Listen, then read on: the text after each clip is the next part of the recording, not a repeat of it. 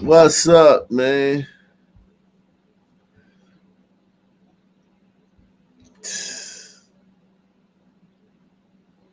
Yeah, I saw that video dropping in the morning. I'm gonna drop. I was gonna drop that video tonight, but I'm gonna drop the video in the morning on the Sky Game. I actually saw some of it, so I'm gonna drop the video in the morning.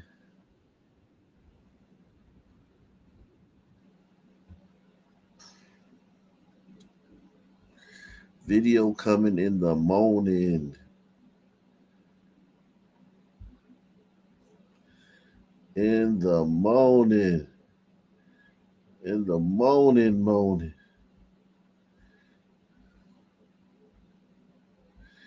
How's everybody doing, man? What's cracking, man?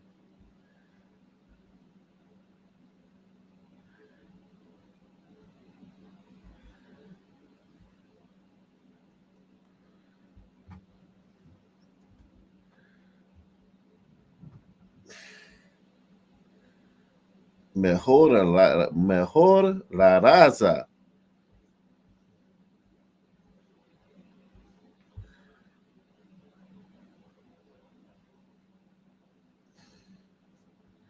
Mejora la raza.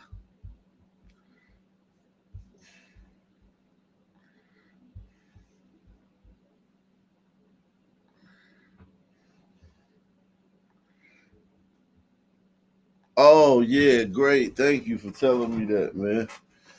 Oh yeah, I'll wait till some people get in here. What's up, everybody? Got a great show for you guys tonight, man. A fantastic show, man. On deck. We going back to the essence, man. Back to the essence.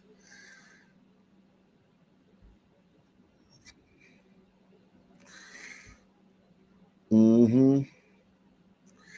Make sure you guys subscribe to the channel. Follow me on Twitch. I mean on I said Twitch. I do need to get a Twitch too. I need to get everything, man. I need to get a Twitch too, but Kick. Right now, follow me on Kick, man. Kick. Kick, man.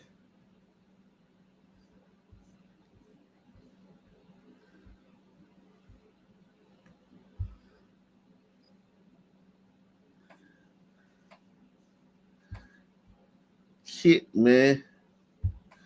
Follow me on Kick, man.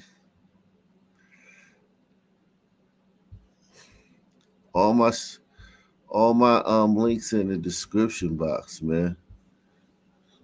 Ah, uh,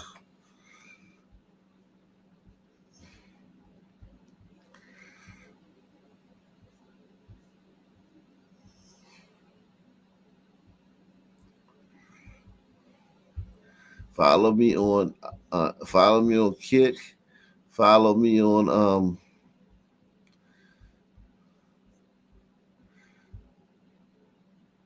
X. Follow me on Kick and follow me on X. Shout out to everybody. Deluxe 247 in the building. Joe Curry in the building. M626 in the building. Let me pin this comment.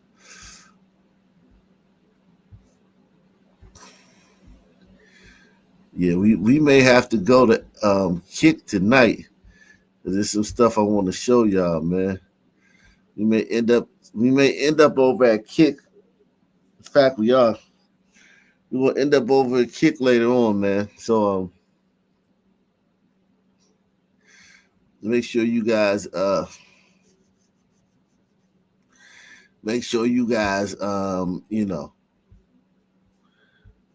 you know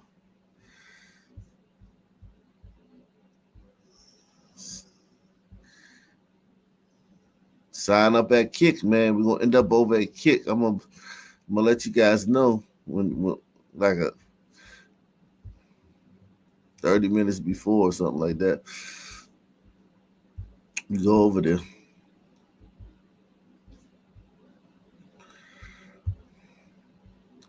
Shout out to everybody watching on Arc Nation.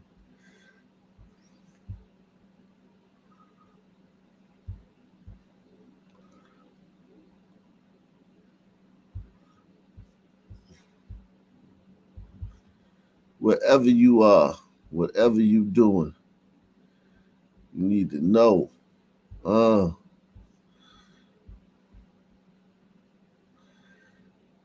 Shout out to everybody, man. I'm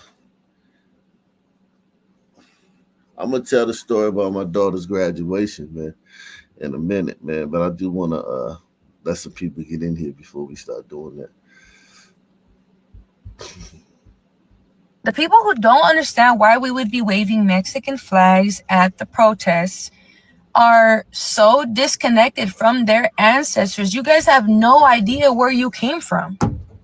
You don't know which countries your ancestors are from. If you ask a lot of people that are not Hispanic, they don't know where their family came from. That's cool. If you're so disconnected that you don't know where your roots come from, that's cool. But we do. We know where we're from, and we take pride in our ancestors. I take pride in my... Okay, baby. So you need a ride to the airport? Do you need a ride to the airport?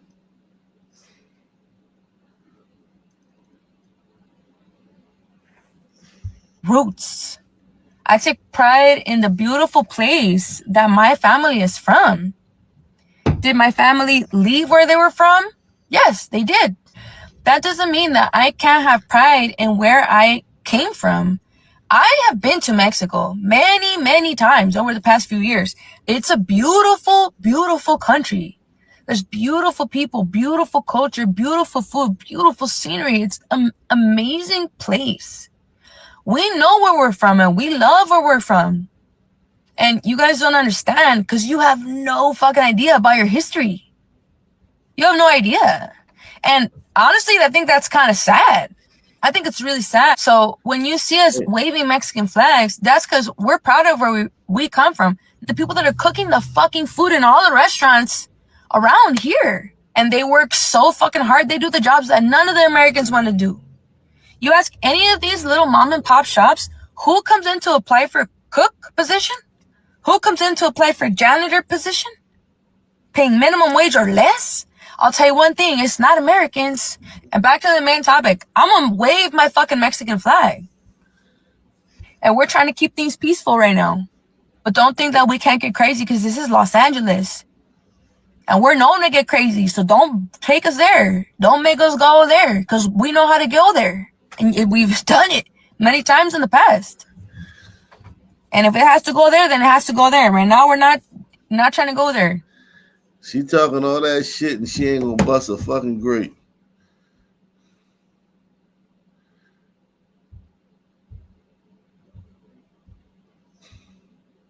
Talking all that shit. You ain't gonna bust a grape. And I'm not even trying to talk about that too much. I'm trying to say I'm proud of where I'm from. People are so confused. Oh, why didn't you just go back to Mexico? Why are you waving? Why are these people waving the Mexican flag? Why don't they just go back to Mexico? We can't go back to Mexico because we're from here.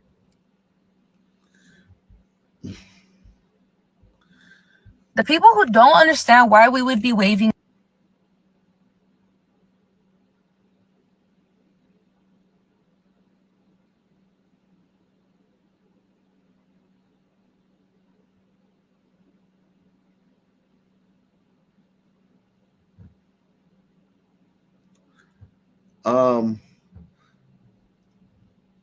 it says, in an incredible moment, Latinos from the East Los Angeles area confront ICE after being profiled and chase them out of their neighborhood. I'm American, motherfucker. You don't ever grab me like that, bro. Share this widely. At all, bro. This is not fair at all, bro. We're all American over here, man. Can't be doing this shit to us, bro. Man, fuck this shit, bro. You're motherfucking wrong, bro. I'm American, motherfucker. You don't ever fucking grab me like that, bro. I'm American, motherfucker. I'm American citizen, motherfucker. Fuck you, motherfuckers, dog. Fuck you, motherfuckers, dog. I'm an American citizen. You don't ever fucking grab me that way, bitch. Yo, check it out, guys. Maple Olympic, man. Be careful. I just got attacked for no reason. I'm gonna come and fuck with these guys. Watch. I already know it, man. It's not fair, guys. We shouldn't be like this, man. We shouldn't be like this, bro. They're coming to get us right now. I already know it. Fuck these guys, man. Hey, mistakes will be made, man. Hey, man, mistakes will be made. There's gonna be more mistakes made. We're trying. It's 2 million of y'all. Yeah, we got to round up 2 million of y'all, man. Mistakes are gonna be made. We're not even. I'm not even worried about it, man.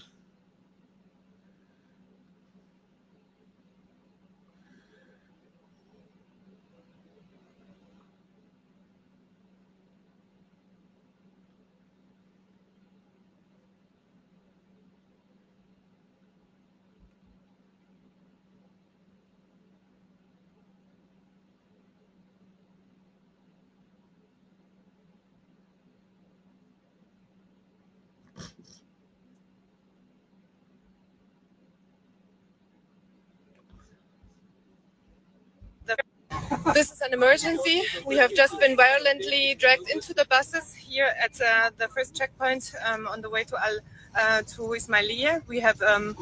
We were sitting quietly and not doing anything. We were debating that we would leave soon in taxis back to Cairo because we did not break any law. And all of a sudden, several people stormed in and they started to push people and drag them violently outside. They have beaten people. I have seen one woman that was beaten in her face. One of the global march to Gaza organizers just got her passport confiscated and thrown on the bus after her friends were beaten. Not by Israel, by Egypt. Turns out blindly following Greta into the Middle East isn't just cringe, it's dangerous.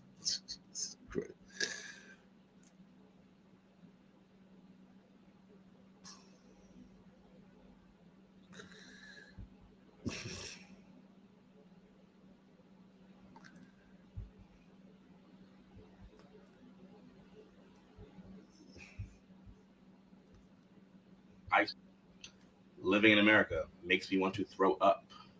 ICE makes me want to throw up. Bigots make me want to throw up. Racists make me want to throw up. Pro-lifers who do not value life when it is already being. Hey man, when do you wanna? You need a ride to the airport? When you leaving, man? If you need a ride to the airport, just holler at me, man. Being lived make me want to throw up. Like the gender binary makes me want to throw up. The patriarchy makes me want to throw up. Like, why doesn't it make you want to throw up?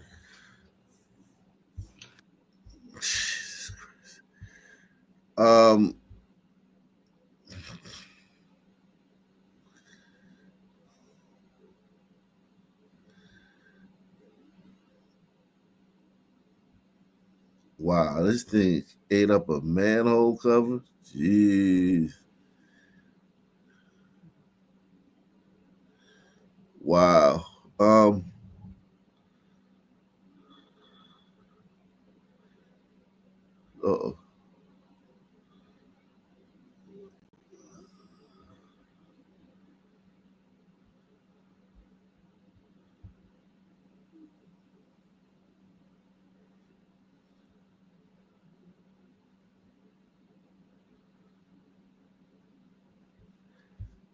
Man,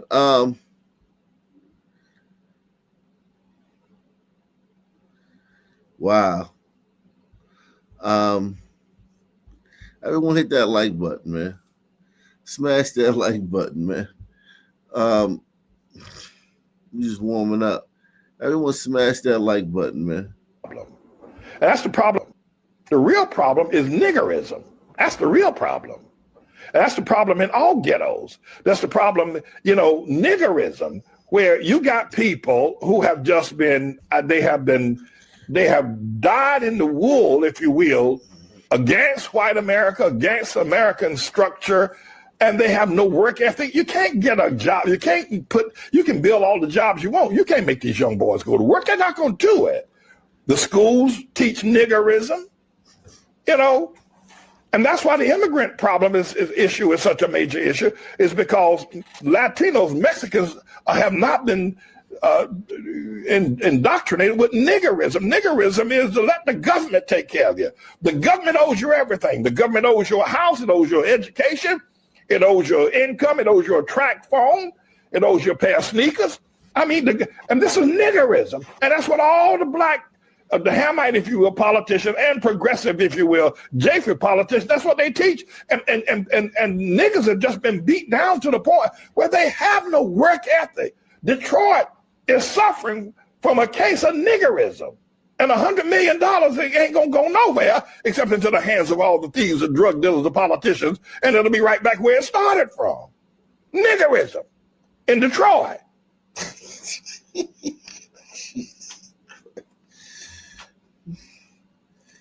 Jeez. The real problem is niggerism. That's the real problem.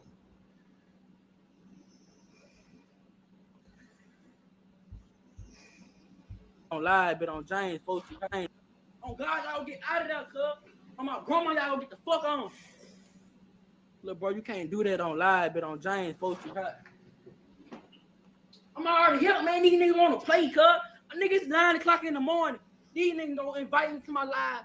Invite me to their live. I'm on all the dumb shit on cam. Nigga, what the fuck you invite me to your live for? What the fuck you even going live about me for? Fuck, nigga, cause you mad cause I said you ain't gang. You ain't gang. You ain't hanging around me and Shannon and Ray Ray and Kendrick. Wait. Oh, mom. I want nigga to come through the whole plan. I'm gonna dump their ass out. Dang, gun got bigger than you. Man, I don't give no fuck, nigga. I'm gonna twerk this hoe. On God, I'm gonna twerk this hoe.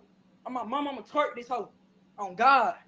I ain't getting all shit. Since these niggas wanna play hard on my mama, nigga, I go everywhere by myself, nigga. Wait. On God. I ain't beefing with none of y'all. On Facebook, I ain't beefing with no nigga. On Facebook, I ain't beefing with the North Side because of these niggas no more. I ain't beefing with Love because of these niggas no more. I ain't beefing.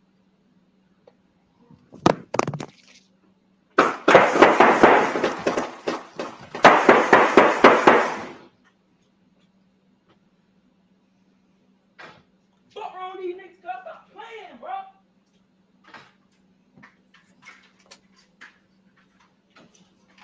Spin back through on Ray Ray, spin back through. Spin back through on Ray Ray, spin back through. Spin back through. On the Ray, spin back through. Yeah, spin back through. On the Ray Ray, nigga, wet. Spin back through. I ain't playing with none of y'all niggas, cuz wet. Nigga wanna hit, record. Nigga wanna shoot. Man, nigga wanna shoot while niggas wanna drive down the street while they record. Wait, nigga ain't on my side with this shit, nigga, wait. Yo, what's up? And on my side with this shit. Wait.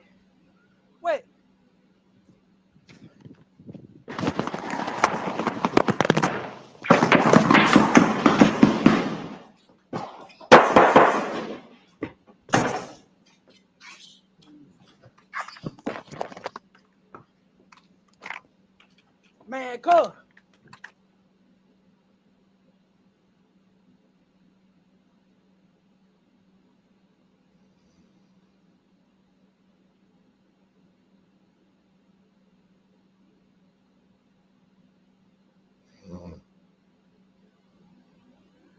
Yeah, man. That was a situation. The young brother, unfortunately, that young brother is no longer with us, man. Oh God, I'll get out of there, cuz. Unfortunately, that young brother is no longer with us. Damn.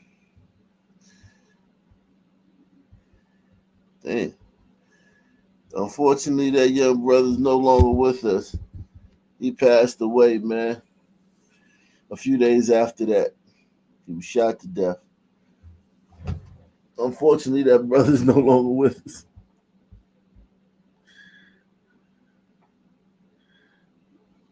He said, legendary.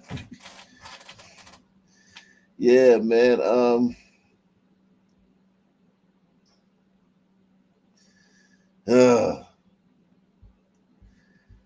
Damn.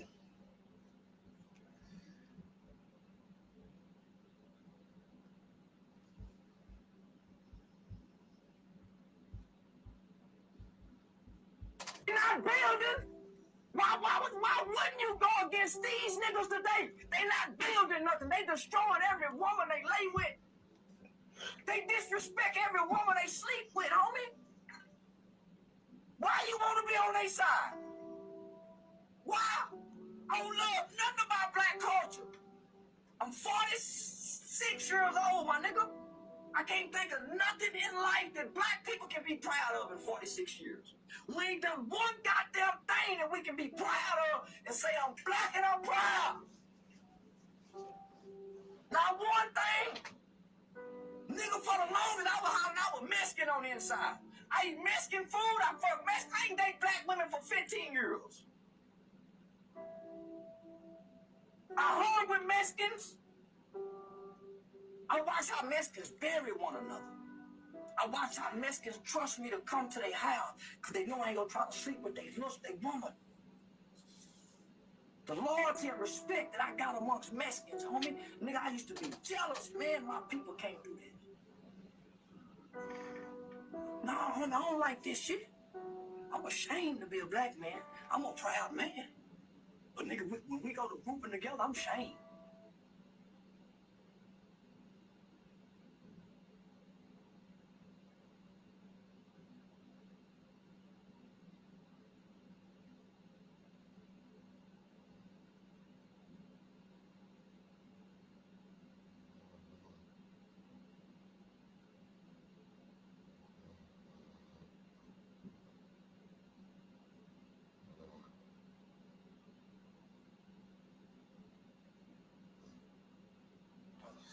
Let me drop the link, man.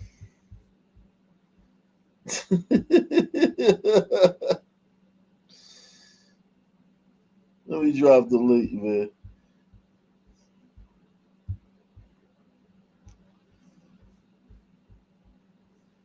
Let me drop the link, man. Oh, yeah. My daughter's graduation. So, yeah. At my daughter's graduation, she's 4 years old. And she goes to a very multicultural school. So I thought my daughter went to like a white school. You know what I mean? I thought she went to a white school. She go to a white and Hispanic school. Like a lot of the kids is Hispanic, man. I mean, all different countries and shit too. It's like, damn. But anyway, they did this thing where every student, the teacher said like a small paragraph about them, right? A few sentences to about when they came and got their little diploma or whatever, right? Before they, when they walked across the stage to get their little certificate. And the teacher would say, "Oh, this one is such and such and such and such, and they do this and they da da da da," right? So I started noticing that they would use certain words to describe certain races of kids. And I don't think they knew what they were doing. I don't think they knew what they were doing. They was using certain words to describe certain races of kids. So the little white boys, I noticed all the little white boys, they would be like Ian or whatever the fuck, you know what I'm saying? Or John, or Ethan, he has a very good attention to detail. Attention to detail. He's reliable. And he's a great friend. And I was like, and I was sitting there, you know me. I'm sitting there just listening. And most of the white boys, they said, had attentions to detail, were reliable, and great friend, amongst other things they said about them, They said that about them. They said they were great friends and had a, you know, and they were leaders in their friend group, or whatever, you know, and they focused and shit like that.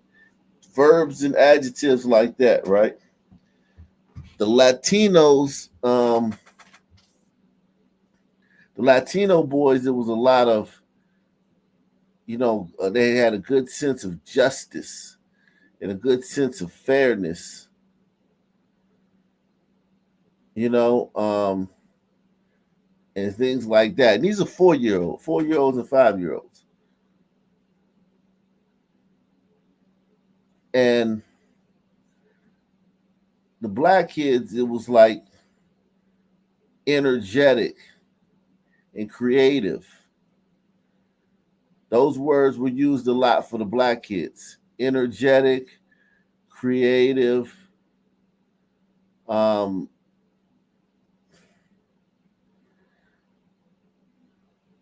like you know, popular, things like that.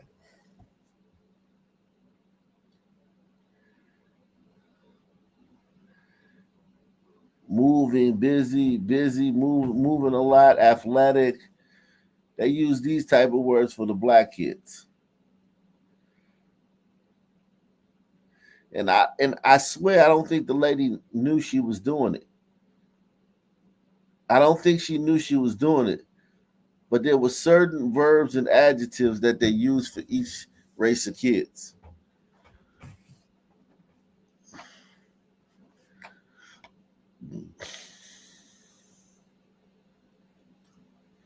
And it was so interesting listening to it because it was like 50 kids, right? So it was a good sample size. I'm watching them walk across, and she's like, "This is Paco. Paco has a great sense of justice, and he plays well with his friends, and he's very nice." And da da da da da. And then he would come get his thing, and then they would go on to the next kid.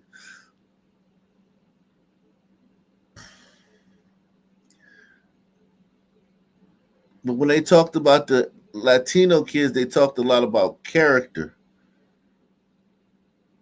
You know what I mean?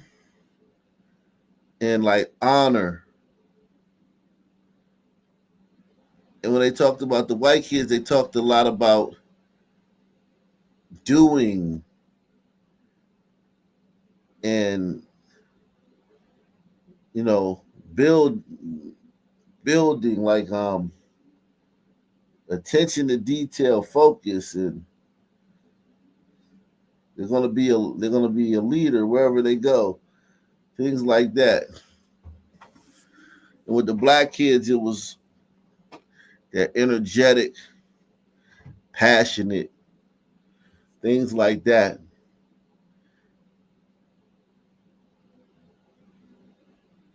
I was like, wow. I was just like, wow. He said Paco hides a lot. Jesus Christ.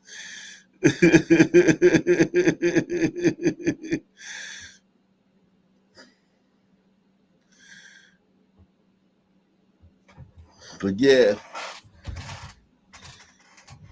And I don't think these women are racist or anything like that. I just think that those are the things they think of when they think of each one of these kids. Because you could tell they were reading, so they had written it down. Their little spiel for each kid. Make sure y'all support the channel, guys. Sponsor the show. Let's see if some people can sponsor the show. Whew. Yeesh. Shout out to Dina, man. Dina Cat. She said, "Happy Father's Day." Oh, it's Father's Day weekend? Shout out. Salute. Father's Day weekend.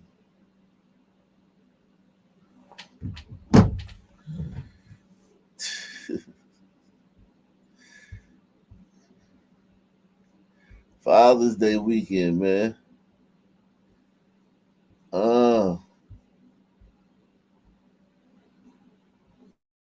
Let's go. Oh, crap.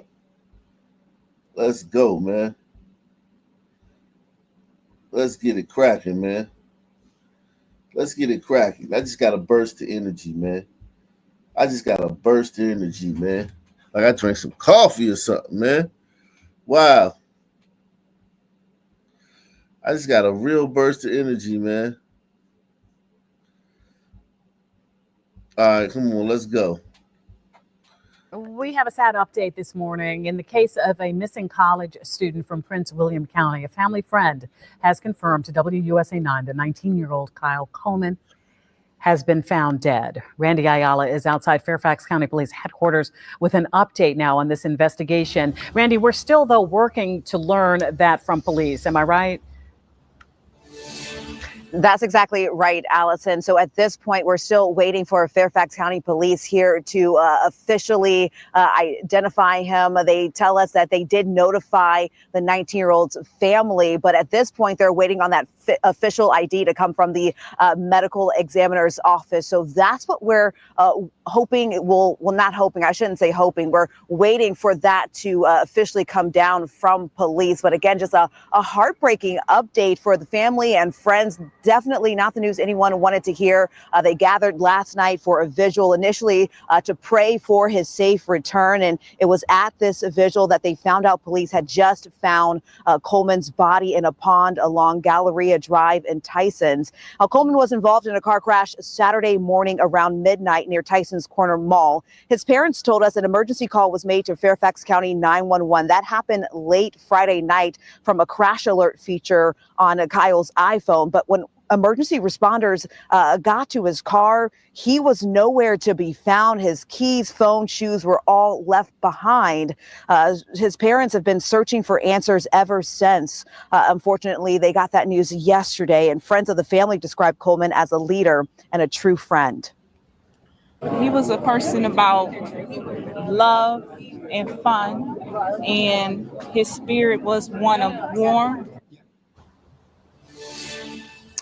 We know Coleman was a student at Morehouse College in Atlanta, Georgia. So far, police have not released any additional details on what led up to his disappearance or if foul play is involved. Obviously, questions we will be looking to get answered from police. We'll, of course, update you when we have more information. But for now, that's the latest here in Fairfax County. I'll send it back to you. Wow. That's unfortunate, man.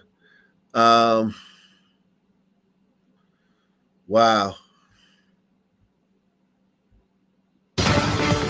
Fox 13 News at 10 starts now.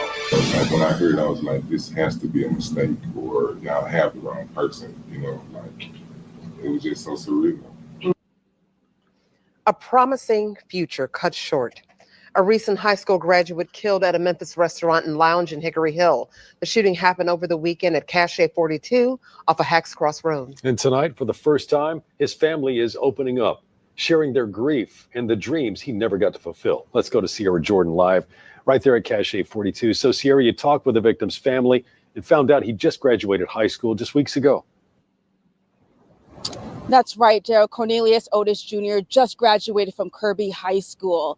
His family told me he was packing up and getting ready to leave the city, but his life was cut short before he can make that move. Damn.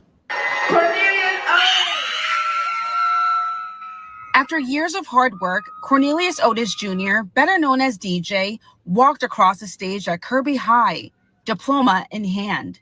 His family told Fox 13 that moment meant everything. From walking across the stage, so to see him actually walk and get that certificate, man, it brought the most joy and let us know that we did something correct. His parents say he had plans to attend trade school outside of Memphis and was counting down the days. He was actually supposed to be leaving that Sunday. That Sunday, the next day? The next day. His godmom was here to pick him up. And he was so excited. But Cornelius never got that chance. But I hadn't fully accepted the fact that DJ Wildcat, Cornelius Jr., would never walk through that door again. Saturday evening, just after 7, gunshots ripped through the parking lot of Cache 42. 3 teenagers were shot. Bullets were flying everywhere. From our understanding, they picked up 56 bullet shells off the ground. And one of them just happened to go through the car and puncture his stomach. But it was Cornelius who lost his life that night. I can't describe the feeling. It's not gonna be the same. It's just totally different. Now it was the heartfelt memories of Cornelius that keeps this family going.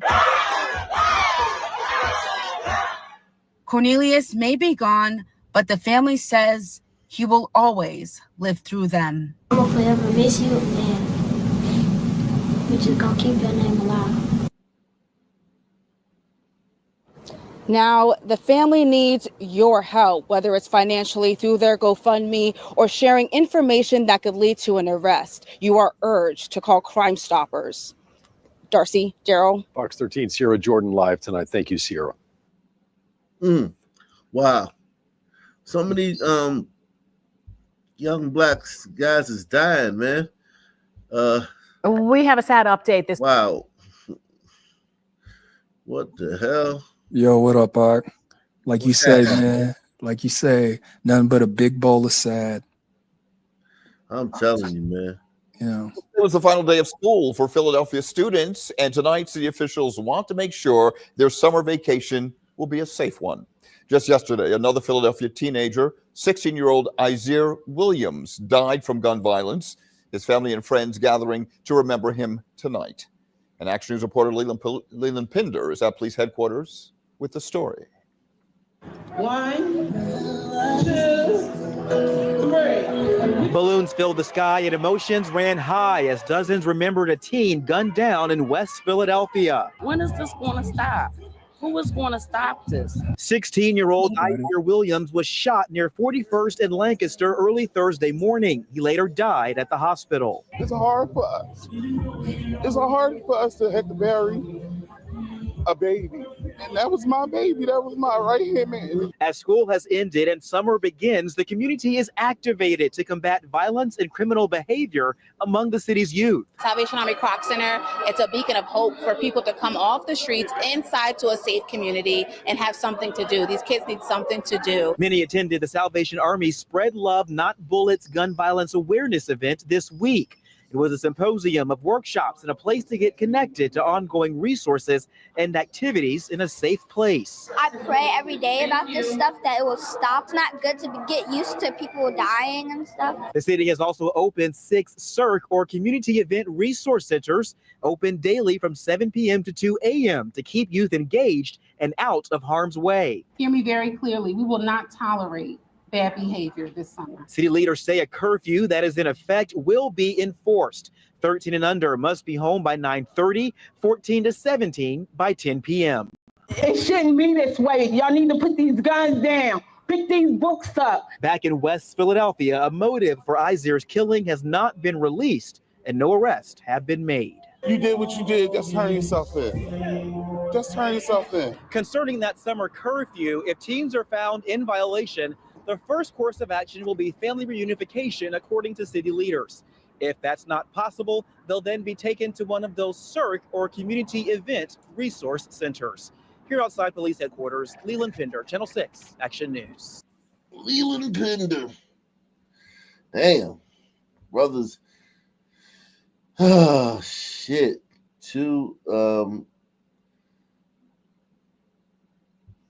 Jeez Christ. What started as a fight between 2 men ended with gunfire right outside of a daycare in the Bridesburg section of Philadelphia. Authorities say a graduation ceremony was taking place inside at the time.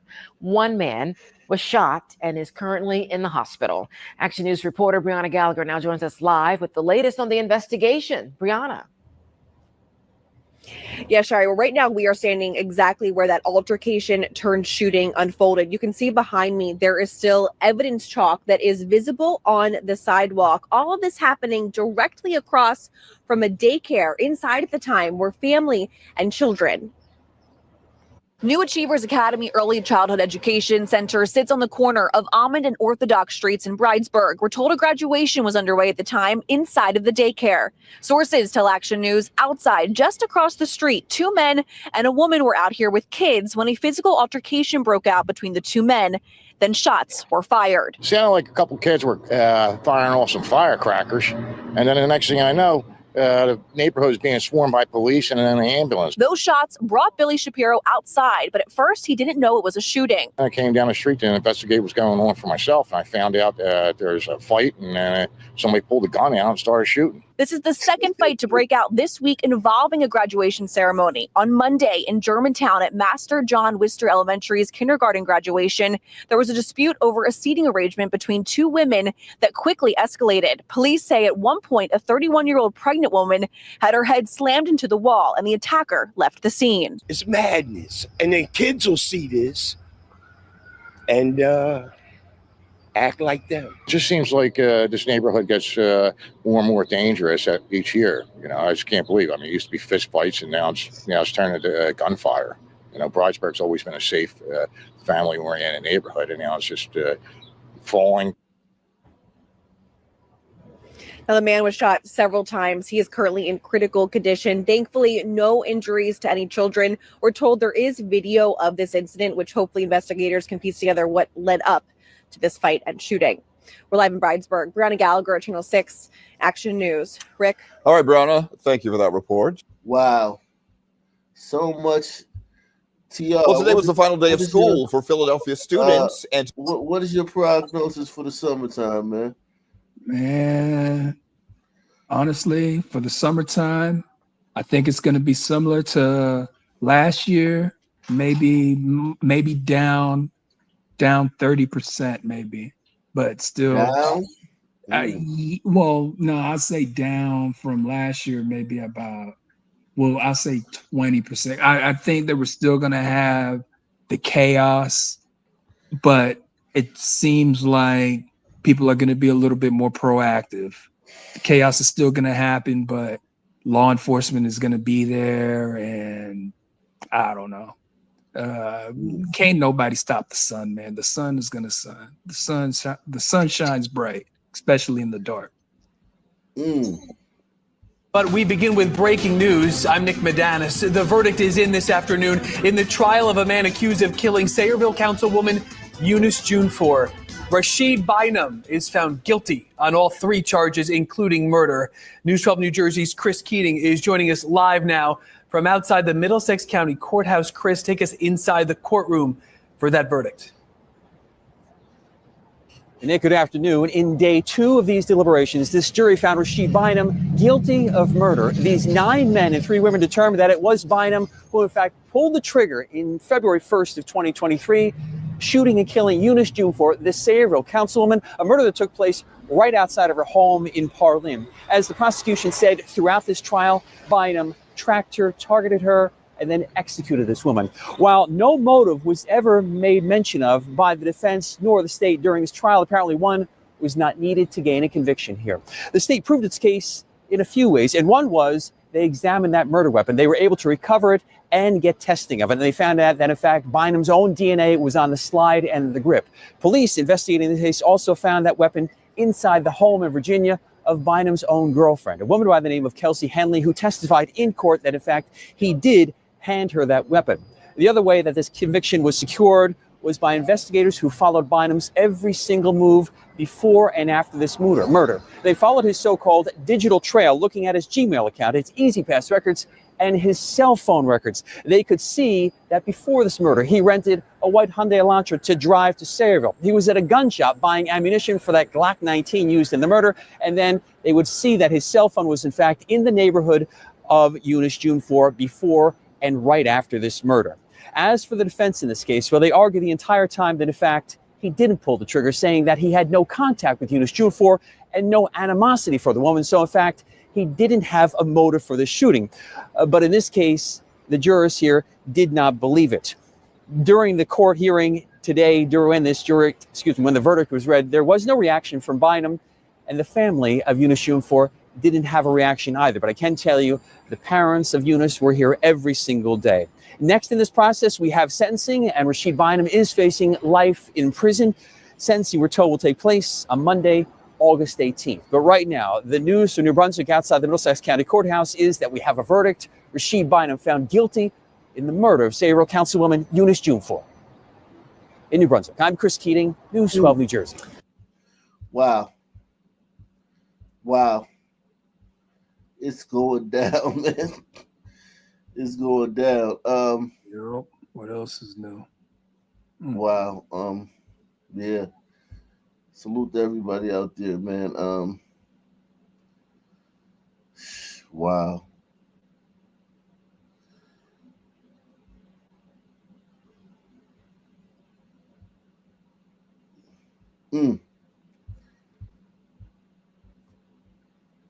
Let's see what else is going on out here in these streets, man. We have a sad update this morning in the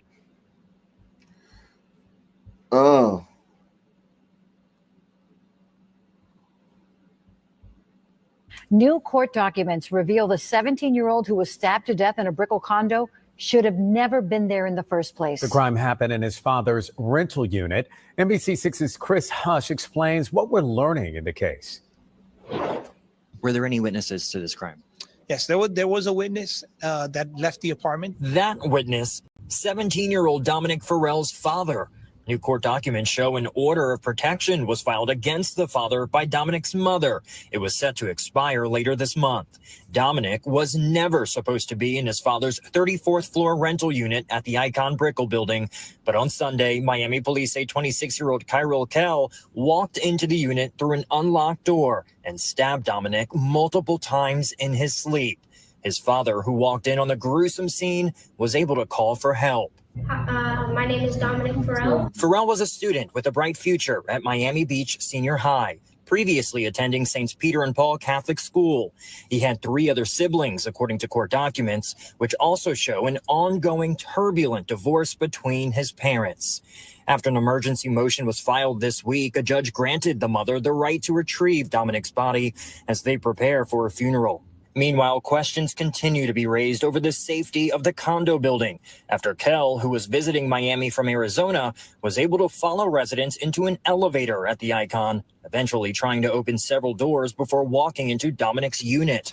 Police say after the crime, Kell ran across the street, where he was later found dead from a fall at a construction site. It's still unclear if it was intentional. And with that said, we did speak with the attorney for Dominic's mother. He tells us that the mother has nothing more to add to this story at this time. We also reached out to Dominic's father. He has not returned our request for comment. This case does remain under investigation with the Miami Police Department. For now, I'm Chris Hush, live in Miami, NBC6 News. Okay, Chris.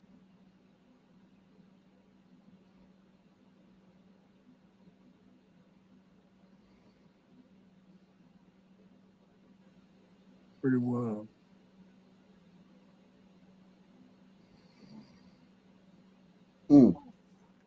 Okay, so let's see this kid right here. Now. We saw the whole thing. I recorded it, and I want to make the report that we see that person actually take out a gun and shoot somebody. We don't know if the other person's dead. Chaos on the Strip as we hear witness calls to police to report a YouTuber charged with killing a married couple in front of the Bellagio fountains. Those 911 calls you're hearing first on 8 News Now. Thank you for joining us at 4. I'm Kirsten Joyce. And I'm Brian Loftus. Now, the Clark County District Attorney says the killings were needless and senseless. 8 News Now reporter Joshua Peguero was in the courtroom today for the shooter's hearing. Manuel Ruiz had his second court appearance on Thursday as he's being held without bail. Clark County District Attorney Steve Wolfson sat in the courtroom where he later said the death penalty is a possibility. I believe that justice will be served, but I want to assure this community and this country that Las Vegas is a safe place to visit. There's officers confirming on behalf of Ruiz, who goes by the name Sin City Manny on YouTube, walked into Judge Amy Cellini's courtroom shackled. He's facing 2 open murder charges. Police say he killed Rodney and Tanisha Finley Sunday nights in front of the Bellagio fountains. The motivation is pretty clear. It's been reported pretty extensively that these individuals knew each other and had an ongoing feud. The Finleys are YouTubers who go by the name Finney the Legend. The feud between them and Ruiz allegedly began Halloween of 2023. The Finney the Legend live stream captured the shooting with several people calling 911 to report it. He calls himself Sin City Family. That's their YouTube channel, Sin City Family. Family. And Okay, then- was he the one that was shot? No, he's the one that shot the other guy that we were watching on live. An arrest report says Ruiz shot Rodney twice in the head and several times in the arm, and he shot Tanisha in the back of the head. Ruiz says the shooting was self-defense, a claim District Attorney Steve Wolfson strongly disputed. I think it's probably garbage. There's no indication from any of the evidence at all that self-defense would be a viable defense. No weapons were found near the victims, on the victims. Ruiz said in court he's looking to hire a private attorney. His next scheduled appearance before a judge is on July 3rd. Reporting in downtown Las Vegas, Josh Briguero, 8 News Now. District Attorney Steve Wolfson, who we heard from there, describing the shooting. Wow. And you know what? I'm honestly surprised this doesn't happen more often. Seems like it's people You breaking up. You breaking up a little bit. Can you hear me any better? Now, Yeah. yeah. So I was saying people have been at each other's throats online since like 2018. Yet we haven't seen anybody live stream, a whole crime scene like this. That kind of just happened. Like that it does. I don't see a lot of YouTubers really about that life to go shoot somebody. This guy was like he's rare. I mean, they talk a lot of stuff, content creators, but no one ever does anything. That's You true. can't even get them to put on the boxing gloves and fight. You got a lot of static there.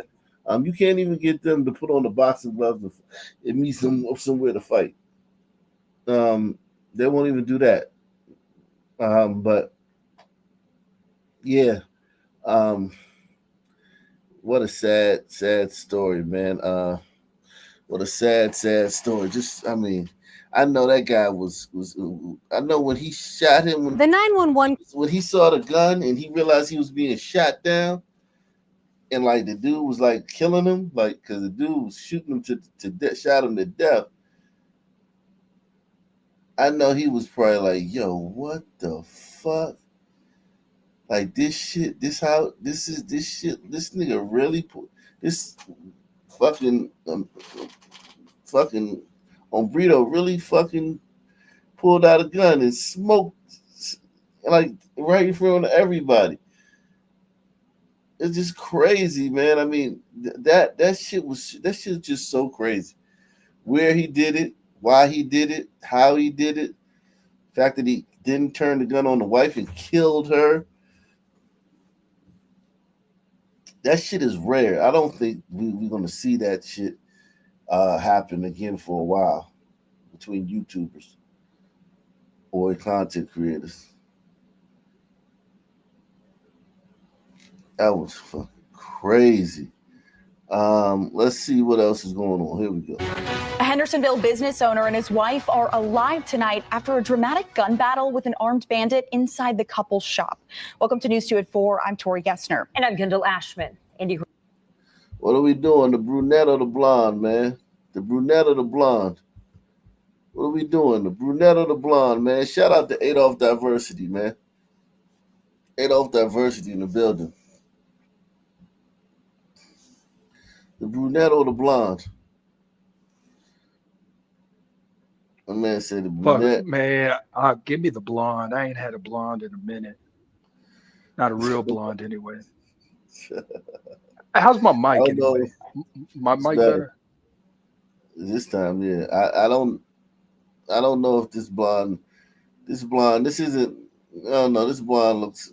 I don't know. This isn't a great blonde, but she'll pass. But I think brunette is kind of like my speed. No, I get it, but the brunette, it kind of almost is. I mean, it's been a while since I've had Janet or Christy. Janet or Christy, guys. Damn, Christy. Oh, man. Tori Gessner. And I'm Kendall Ashman. Andy Cordan joins us with a story you're seeing first on News 2. Andy. Hey there, ladies. You know, according to Hendersonville police, once inside the store, the bandit, well, he didn't expect that the shop owner would be there and be armed. Early Wednesday morning, a man now identified as Dylan Bryan smashes into the Cash Collectibles store on West Main Street. Of course, it sounds like explosions going off while he's getting in, and then he tiptoes around like he's the Hamburglar. The 33-year-old goes behind the counter, then hears one of the owners in a rear room. The East Tennessee man runs from the store. We think everything's over with. Then, surprisingly, just moments later, returns, pulling a 9mm from his backpack, then rushes to the rear of the store. He's looking to do harm at that point. By this time, shop owner Roger McCandless is ready, armed with a shotgun. The store owner fires one time, striking the bandit in the stomach while retreating. The suspect opens fire, shooting as many as 5 rounds. Bullets hit the floor, the ceiling, the wall. Then it goes through here. As you can see, the front door is now peppered with birdshot. It hit the floor, then hit the wall, then it landed on top of their filing cabinet. Thankfully, neither Roger McCandless or his wife, Shira, are hurt. Happened so fast, you don't have time for emotions. The problem got resolved pretty quick. Right now, it's good guys 1, bad guys 0. We're happy about that because it could have went the opposite very, very quickly. According to police, Dylan Bryan is unfamiliar with the area, and while running away, he falls a great distance, breaking his pelvis. This is dash cam as the armed man limps into the street. He tosses his firearm, then surrenders to the Hendersonville police. It was all in a matter of a few seconds. You don't have time to get scared. You just have time to react. This owner was prepared for the situation, and had he not been prepared, I'm afraid this would have been a complete slaughter. There was nothing good going to come from this. And when released, police tell me that Dylan Bryan is in the hospital with that shotgun wound to the stomach and that injured pelvis. And as I said, when he gets out, he faces a ton of felonies, including 2 counts of attempted murder. And Mr. McCandless wants everybody to know they are okay. And his shop, well, they are open for business. Let's send it back to you guys. Thanks, Andy. Awesome, man. Hey, that was a great story. Great story. You know? Yeah. Man. Great, man. I love it. Fire engaged, and I need everybody to watch their crossfire and watch their hands of fire. We now have a victim inside this car. It's new video our 8 News Now investigators obtained showing a man accused of murder holding a driver hostage in this carjacking spree across the valley. It's video you are seeing first from our 8 News Now investigators. In all, police say their suspect killed a young man inside a casino and then carjacked 3 drivers. 8 News Now investigator David Charnes live in studio. David obtaining these videos and piecing together what happened that day. Like that. Y'all lucky the Latinos, man, around. Jesus Christ, blacks. Like, what the fuck? Like, I mean, these young black dudes are getting murked weeks after graduation all over the country. This fucktard is playing GTA.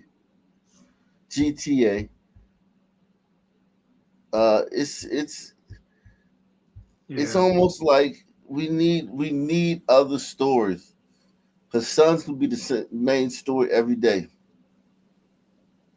Every day, Sons could be the main story with their violence. It's crazy.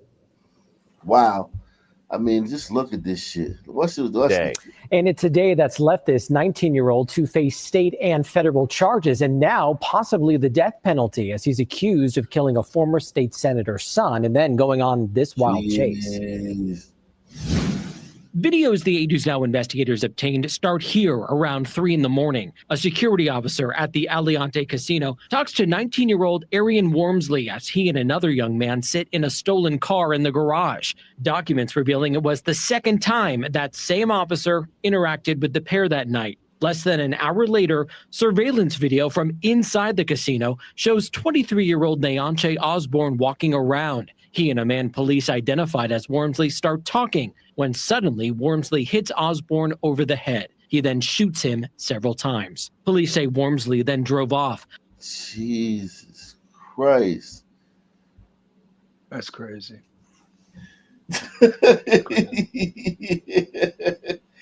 Yo. Las Vegas is wild, man. They talking. It looks like, I don't know, I'm trying to figure the situation. When suddenly Wormsley hits Osborne over the head. Wormsley start walking around. He and a man police identified as Wormsley start talking when suddenly Wormsley hits Osborne. Oh, they talking shit to each other. They're like, yeah, come outside so we can shoot it out or some shit. Interacted with the pair that night. Less than an hour later, surveillance video from inside the casino shows 23-year-old Neonche Osborne walking around. He and a man police identified as Wormsley start talking when suddenly Wormsley hits Osborne over the head. He then shoots him several times. Police say Wormsley then drove off, carjacking a woman waiting at an auto repair shop. Police say Wormsley, now in this stolen SUV, led police on this chase down Boulder Highway. He crashes into another car in a bus stop, severely injuring at least 2 people. That's when the 911 calls started coming in. There's been a major. Yo, the recklessness. Remember we talked about that? Like they don't care about anybody's life. Can I mention something real quick? So look, back in my mid to late 20s, I really started getting into blaxploitation films, and I would watch them and I would just think, man, this was well written. The acting was good, you know. The black guy comes out on top all the time, and I used to always think it was a dumb idea to stop making these kinds of movies because, you know, it was I just felt that it could make a lot of money, it could create an industry, and then and it's like over the years of Ock Nation, I'm like, oh wow, I see why they have to remove that kind of movie, those kinds of influence, because real life, what's going on outside, it shouldn't be glorified, despite the fact that it is through rap, except they coerce that into all homosexual. But you know, that blacks, I get it now. I get why you don't turn around and flip that. And then, oh my God, if Juice Crew got their hands on it, it's blaxploitation. But well, I guess they already had their hands on the blaxploitation. But you know, either way it goes, man. That's just what I want to say. You know, we can't make a movie out of this guy. You know, talking about the senator's son and, you know, make it romanticized like the things that he was in, even though I can imagine it would be kind of like a good movie. You know, we need a different kind of propaganda. You know, if we're gonna have in a productive society. In this stolen SUV, led police on this chase down Boulder Highway. He crashes into another car in a bus stop, severely injuring at least 2 people. That's when the 911 calls started coming in. There's been a major crash at Tropicana and Boulder Highway. Like really in the intersection, it hit the bus stop. I think there was people there. Video from above shows him running out of the damaged SUV to a nearby drive-through. He's carjacking someone in the Burger King parking lot. Just stole a car in the Burger King parking lot. That driver, now the second carjacking victim of the morning, telling police she left her phone in the car and she's tracking him.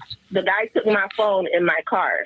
So I have his location. He's going head on at someone Boulder Highway. For the next half hour, police say Wormsley drove at speeds reaching 100 miles an hour.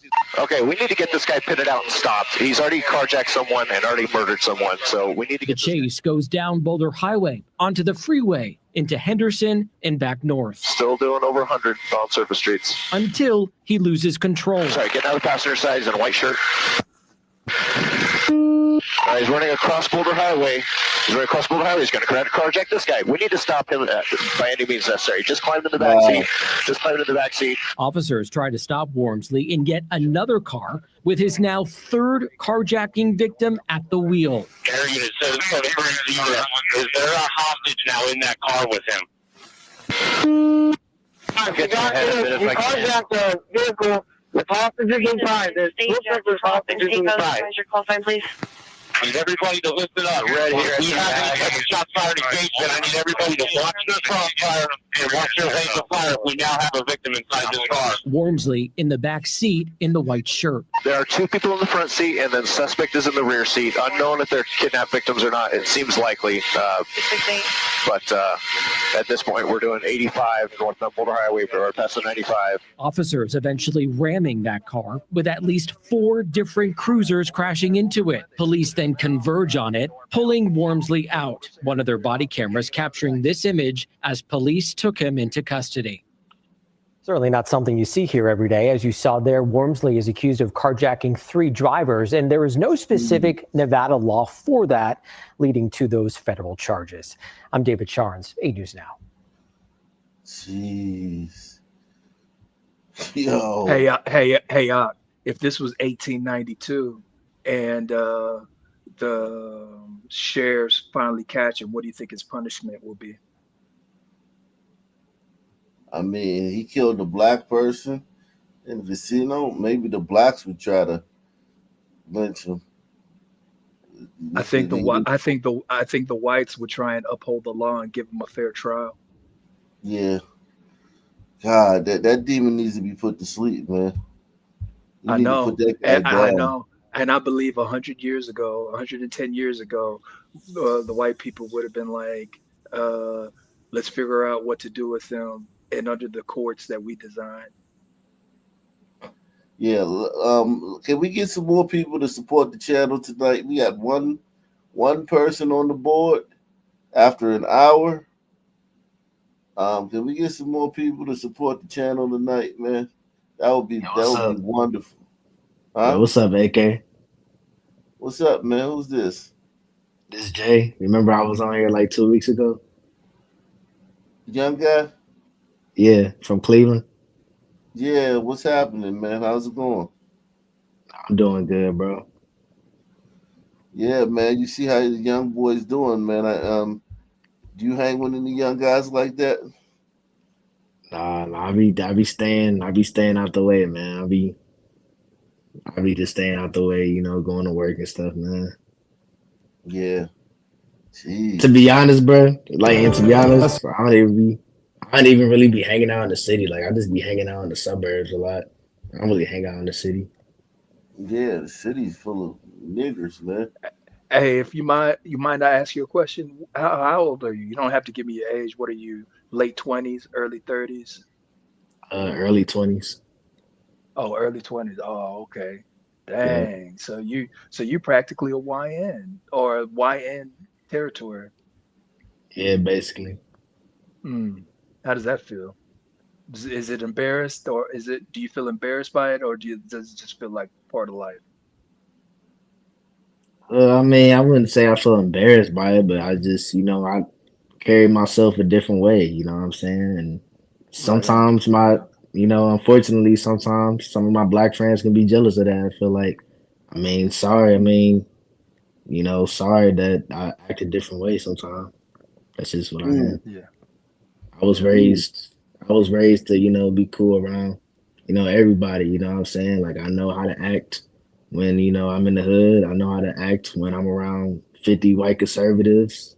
I know how to act around like 50 liberals. Like, I know how to vibe with everybody.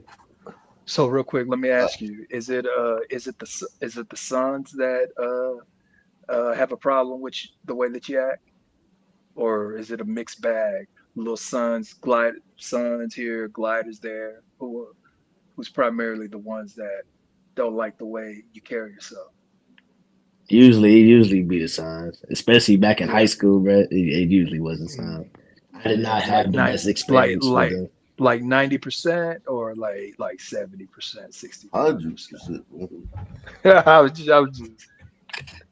I'll probably say 75, 80%. Yeah. Okay. All right. Cause like the people in my church is like good people. Mm-hmm. Yeah, those sons. Yeah. I'm sure you got. Even though sometimes they do be disagreeing about me liking white women, you know what I mean? Especially the older people, they be like, you shouldn't be liking white women and stuff. I mean, but other than that, they cool. You bring white women to the church? How do they know you like white women? Cause they be asking me like, what's the type of woman I like? I was like, I like white women. Okay, wow. A search is underway tonight to find the person who shot and killed a 17-year-old over the weekend. The Clark County coroner identifying him as Alfredo Ziyuma. North Las Vegas police tell us he was gunned down outside a store just before 2 a.m. on Sunday, and that's leading to questions about curfews for local minors. Our Kristen Drummond is live here in studio with the latest on the case. And what are the laws around minors out at night? Kristen? Well, Jim and Marie, all jurisdictions in the Valley, Clark County, Henderson, Las Vegas, and North Las Vegas have a curfew for anyone under the age of 18.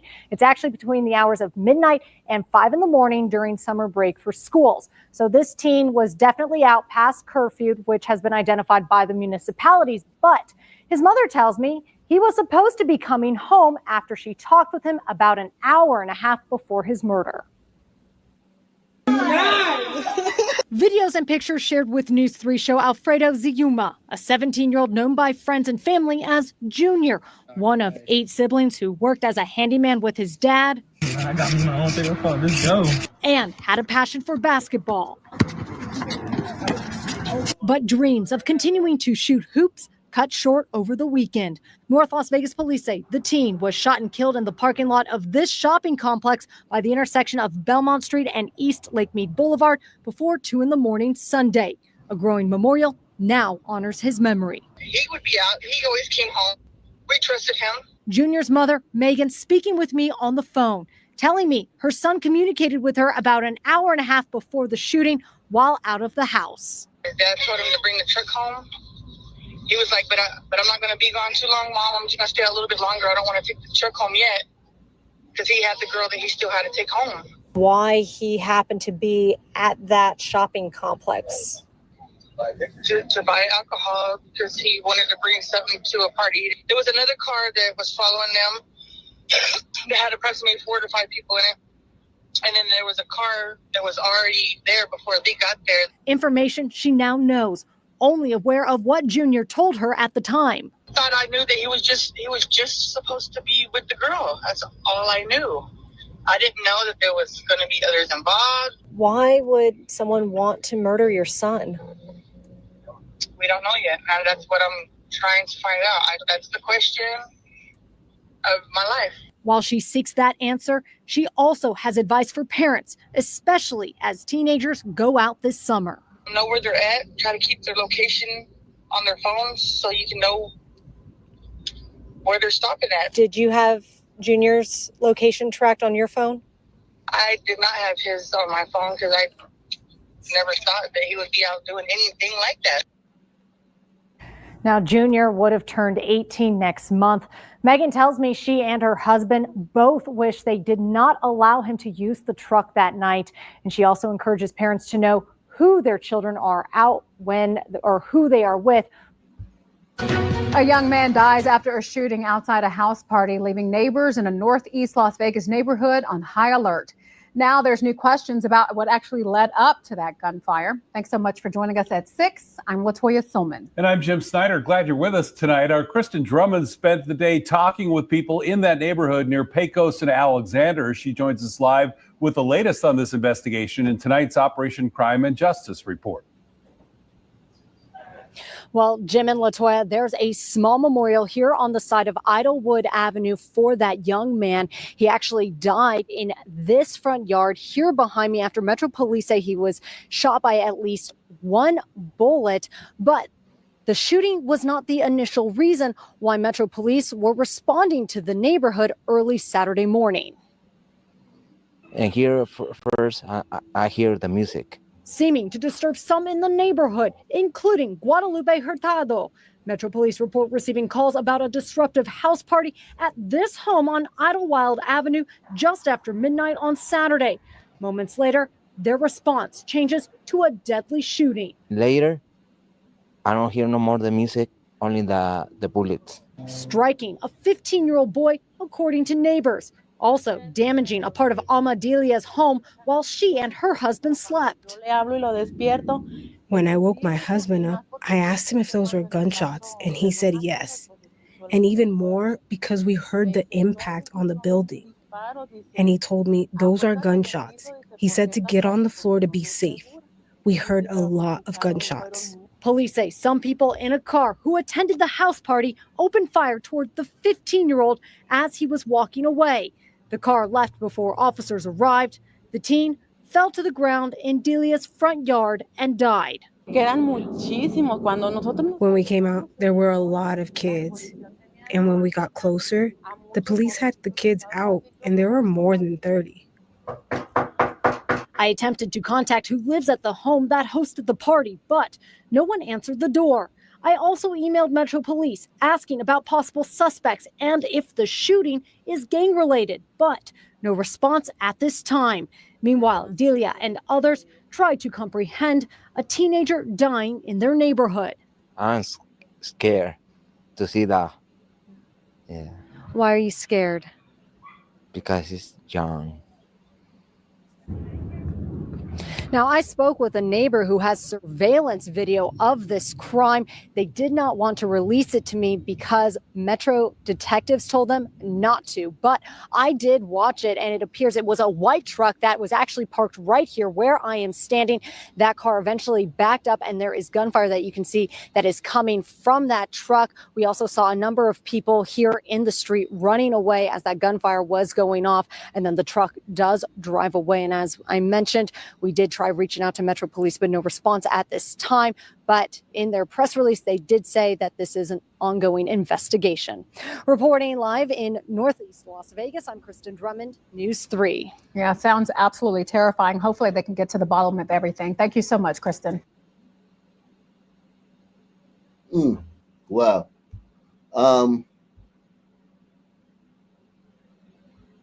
Wow.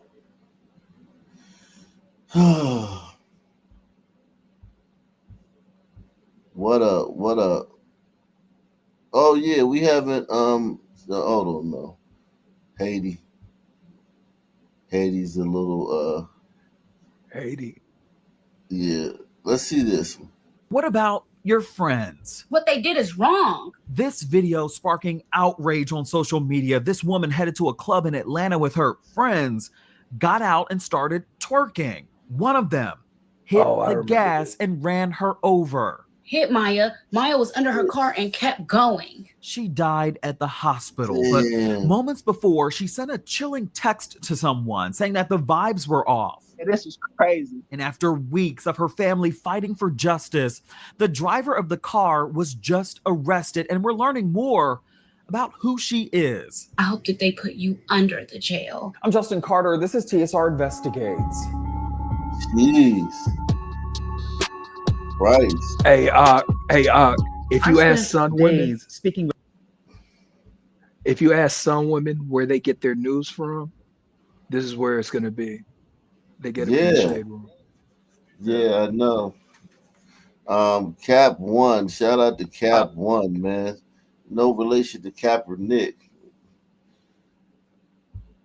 With her family and friends. And a constant is that 25-year-old Amaya Cunningham was the life of the party. We're told that she was the oldest of 7 siblings.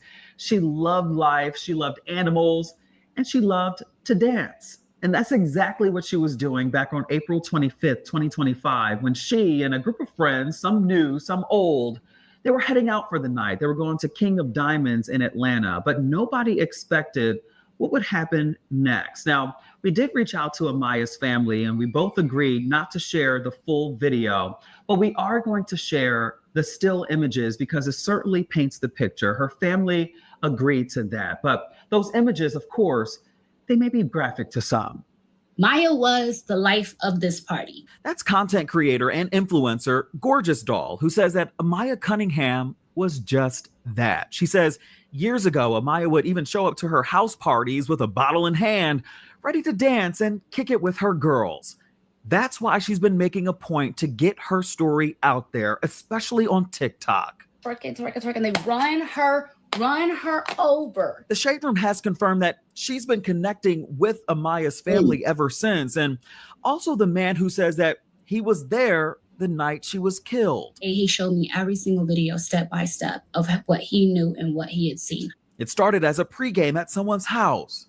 And he says when the girls first walked in, the energy was good. It was neutral. There was no bad energy, no nothing. He said the girls came to his room, sat down. They were passing around the bottle, whatever. He said he had given out, gave Maya her Red Bull, his roommate his Red Bull. Maya was drinking, having fun in the living room, twerking with his homeboy. But something happened. There was reportedly an issue that occurred where one of the friends, Alexandria Larkin, or Alex for short, was eager to leave and hit the club. We're told that it sparked a tiff between Alexandria and Amaya, but they carried on. They all split into 3 cars. Some of the guy friends were in a red truck.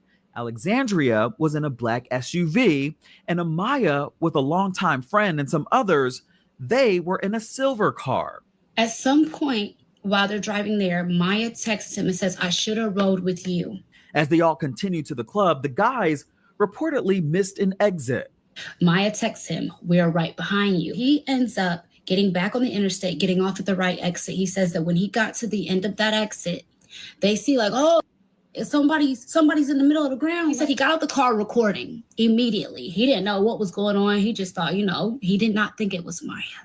He started walking up and literally he saw it was Maya and he started breaking down, crying hysterically. He's just distraught at this point, So he tells me that at this point, the police arrive. They revive Maya 4 times. She did not survive. We're not showing the video in its entirety because it's too graphic, but it's believed that Amaya got out of the silver car and jumped in front of the black SUV that Alexandria Larkin was driving.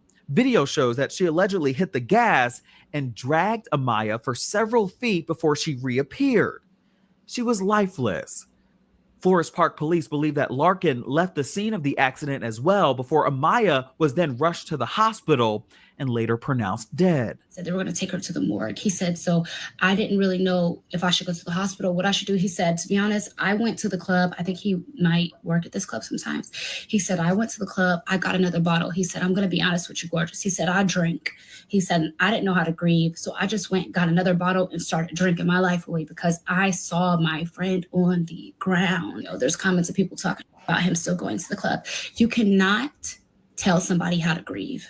You can't. In another video, Gorgeous Doll recalls what happens next. When the police came, the girl that we know as Alex, who was in the black truck, she left the scene of the accident, then came back apparently 2 hours later with her husband. That the 2 girls who were in the silver car, they lied to the police and pretty much told the police as if Maya was a regular pedestrian and they don't know what happened to her. They don't know who hit her.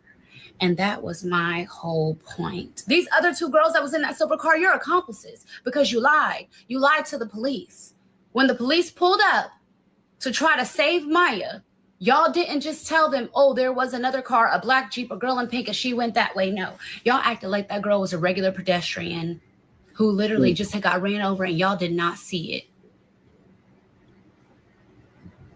How can you say that that is your friend? The Shade Room did speak with Amaya's family, who confirmed with us that they have been interviewing and communicating with Gorgeous Doll, and these are the details that have been ironed out so far with detectives.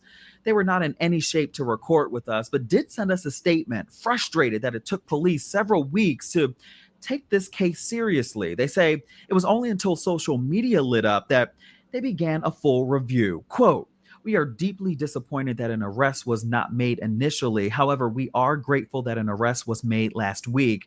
There is a long way to go, but we will make sure her case is. Damn, these black people are treacherous, my G. Hey man, it's the problem. So we got such a problem. We got such a problem. Jeez, that boy So went that back to the he club and over. drank. Yeah, he went to the club anyway. He's like, "Fuck, I'm going to the club." But the whole thing with the that was what the beef was over. Her with the other girl. One girl wanted to go to the club. Another girl wanted to stay at the crib and party where they were at. So that's where the beef started. And the girl ended up running her over because of that. Like impulse control, gratification deferred. Yeah. She'll do Real. 10 years. She'll get 10 years for vehicular manslaughter, maybe do 7. Yeah, some real Lord of the Flies type shit. Jeez. My God, man. Wow. Unbelievable. Shit.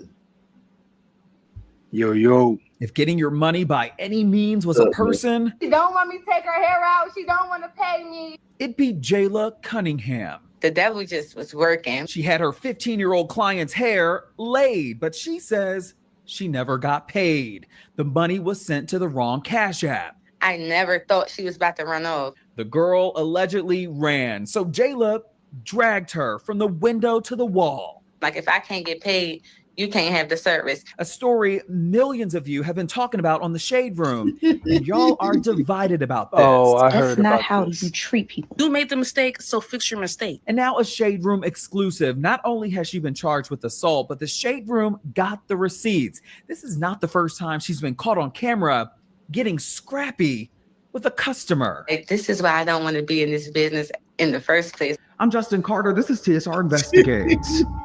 Yo, the Shade Room has like a segment now. Yeah, they've been at this. Yeah, the black experience, it's man. so gay, man. I'm talking about they. Yo, if anybody out here is wondering, what are some people like? Where they getting their news from, or what's on their mind? Go to the Shade Room. Hey, the Shade Room. That's where it's at. That's where it's at. Trust me.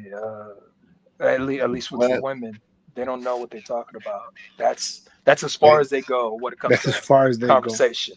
But you know what though, man? I don't know about y'all, but I know Everything I'm else is excited Donald for Trump bad. Juneteenth. You feel me? I don't know about y'all, but I'm very excited for Juneteenth. I'm getting ready, you know. I'm getting the grill. Okay. I'm getting the grill cleaned. All right. Well, That's it's good. gonna be. When is Juneteenth? Is it this weekend or next weekend? I think it's this coming week, like on Wednesday or Thursday or something. I guess the only thing I'm looking forward to is, some good food. I guess some we good get food. the day off, right? That's a holiday, right? It's a real holiday now, right? Yeah. But you know, but you know Joe what though, Biden man? If you ask me though, every day is Juneteenth. I'm telling you, the black experience is very unique because this girl, she's fighting several of her customers, but if you just like fucking step back and look at it from a distance, you can understand why a black hairdresser would get into fights with their customers. Like it's not like it's not crazy because like your customers are also they're black and they're probably hood. They're hood boogers and shit.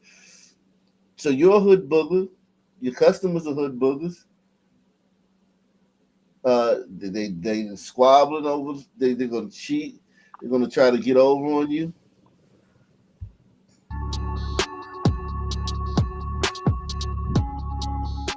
Jayla Cunningham has been doing hair in the DMV area since she was 14 years old. She's 18 now. She says she spent about 4 hours doing this ponytail swoop style on her 15-year-old client, a style that she said she'd never done before. We're blurring out the client's face because she's a minor, but When she did get it done and it was time to get that $150 payment, things got bad, really bad. The client could not pay because her brother sent the money to the wrong Cash App. Things went from 0 to 100 from there. So he sent the screenshot, and I'm like, that's not me. There was a serious problem brewing. Stylist Jayla Cunningham said that she gave her client some grace at first and gave her time to figure out how to scrape up the $150 she owed. I already had 25,000 followers before this, 70 on TikTok, and like everybody know my name is Jayla. I'm like, that's not me. So she like, oh. She says the young lady was on the phone with several people trying to get the money sent. No luck. After her calling a couple times, she was like, I don't have it. That's all I had, and nobody can send it. Can my mother send it in 2 weeks when she get paid? I said, girl, I'm not trying to be petty, but no, like that's entirely too long. Because like 2 weeks, it'll be time for a new hairstyle. Your mother will be ready to pay for a whole nother hairstyle. Like in 2 weeks, that's just too long, honestly. So I'm like, no, somebody else got to send the payment. And she was like, well, I don't know what we about to do. And I said, well, the only other thing I can offer is to take out your hair. Like, I'll give you a wash and blow dry, but like, if I can't get the payment, you can't have the service because that was on y'all end and not mine. She like, I do understand that, but I don't want my hair taken out. I like my hair. So I'm just about to get somebody to send it. I'm like, okay, cool. Then she walked away. She said she was about to call somebody. She walked out of my eyesight. And I'm like, girl, you got to stay right here. And then I didn't hear a response. So I got up and like peeked my head around the corner and she wasn't in the salon anymore at all. And then I peeked at the steps. She was halfway up the steps. And mind you, it's nothing up the steps but the exit door. Like it's nowhere else to go but to leave. So she almost up the steps and then I started going up the steps. And right when she pushed her hand on the door, she broke running, like fast running. And that's where this video picks up. A video over 70 million people on X have been talking about. Sit right here until somebody sends it. I'm not playing. You just tried to run. You left. I mean, what do you guys think about this, man? What do Pantheon? What do you think about this?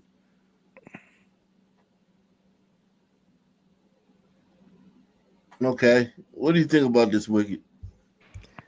I think anytime that we see an incident occur with the tiger salons and sisters, it's hard for me to not assume that the sister's the one that caused it. Yeah. Do you think she Look, was too excessive? What was it? Hear me or not? Huh? Yeah, Okay. It's half because either the payment thing could have been a genuine mistake, and if it was, then she should have been able to call her mother to get it. It was not a mistake. I'm literally Think so? still speaking. I'm still speaking, but I said it could have been a genuine mistake, or it's part of the scam to do like the wrong person and then run off, because there have been a few examples of the instead of dine and dash, like hair and dash things, especially with the hair getting so expensive. Tell me this, Pantheon. Do you have Cash App in Great Britain, or what do y'all use over there? I have PayPal, but I use PayPal like for shopping and just for certain things. On Cash App, I have this issue with my barber too, because I pull his name up and there's so many different people with his same name, and we be having some mix up sometimes. So I can see how somebody can send Cash App to the wrong thing. Yeah, I think especially when she said her name's Jaden or Jalen. Yeah, that's a common name. And you got to be very meticulous, because it'll all of the Jalens will be right there, and you just got to pick the right one. Yeah, underscore this at 32. You say what exactly is the name? Exactly. You can make a mistake with that. So I believe that it was a genuine mistake, but I do believe her that she wasn't gonna get her money in 2 weeks. There's no way she was gonna get her money in 2 weeks. It wasn't a shot in hell to get that money in 2 weeks. So it's just unfortunate, man. Unfortunate situation. Let's see. Wow. But But I think she's probably more in trouble because the girl's 15 and then she's over 18. Yeah, and the problem with that is that when you're a son, when you're a son, 15-year-old will kill your ass. So it's like a 15-year-old ain't really like a 15, like all that sweet 15-year-old shit. That shit don't count with sons. 15-year-old dangerous first. What about let's just say a 22-year-old girl versus a 14-year-old girl? What do you think the outcome would be? A what? A 15-year-old versus what? Versus like a 24-year-old girl.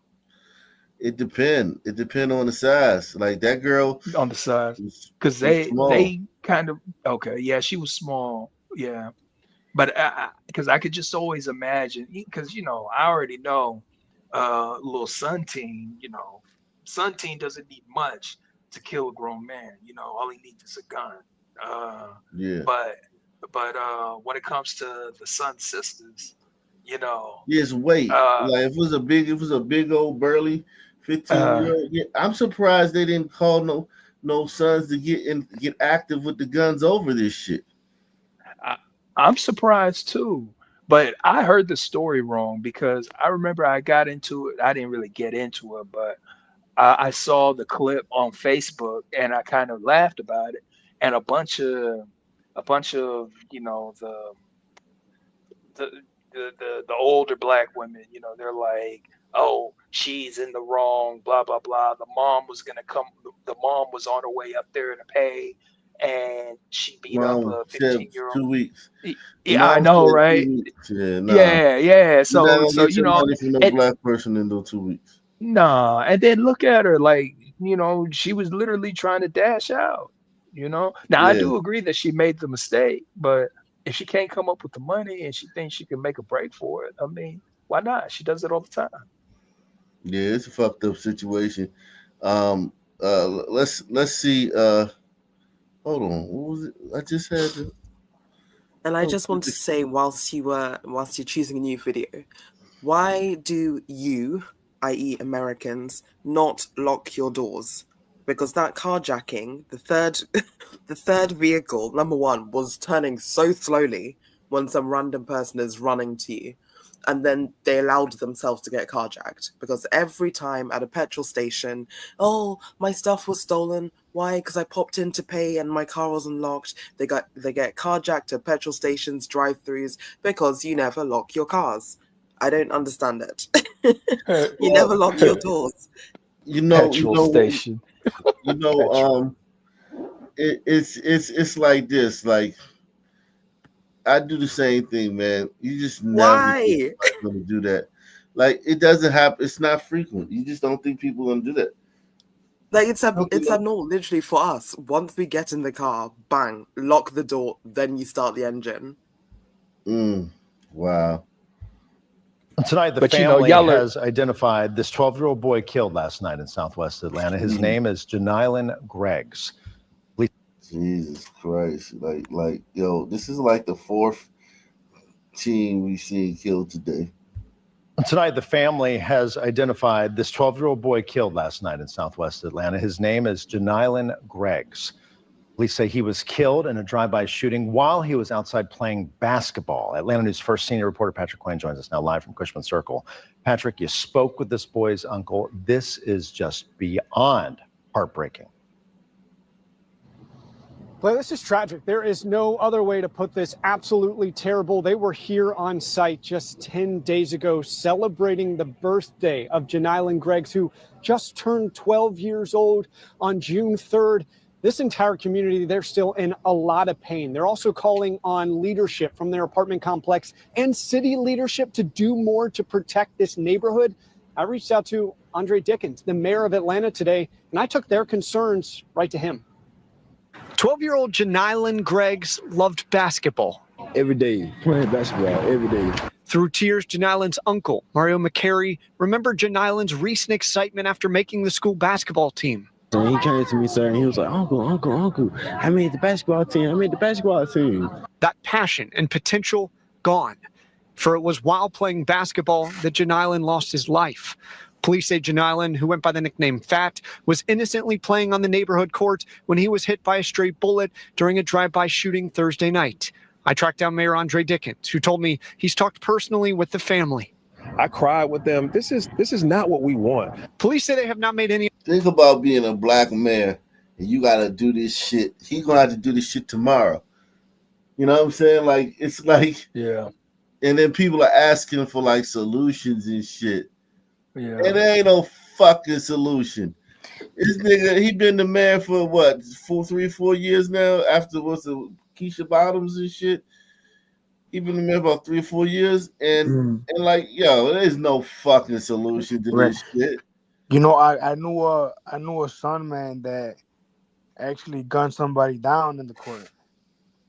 That's why he went to the joint, because he allegedly gunned somebody down playing basketball. But what I can't remember is exactly why he did it. Like, was he getting his ankles tucked, or what happened? You know, I don't remember that. Yeah. Everybody, make sure you sign up for Kick. We're gonna go over the Kick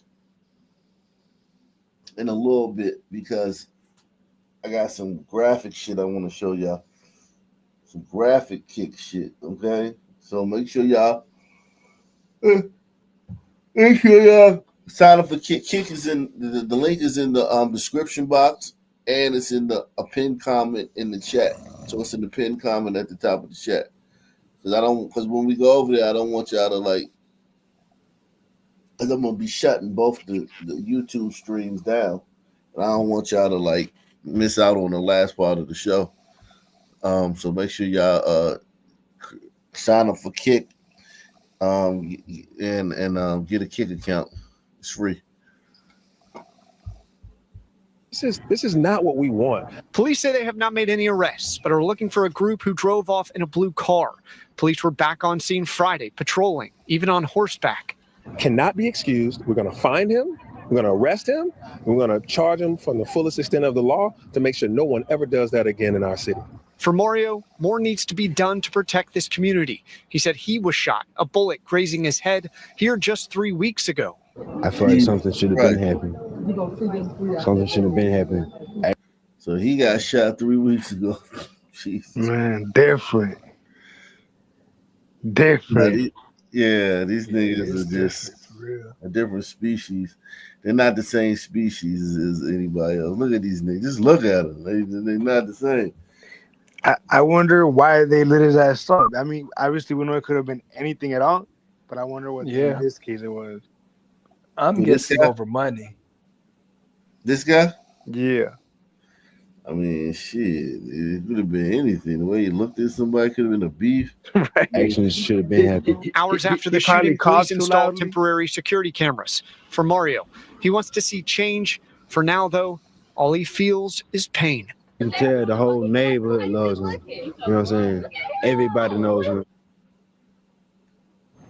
And maybe the most heart-wrenching image that I kid's saw 12? here today was Janilan's mother walking back to her apartment, clutching a basketball.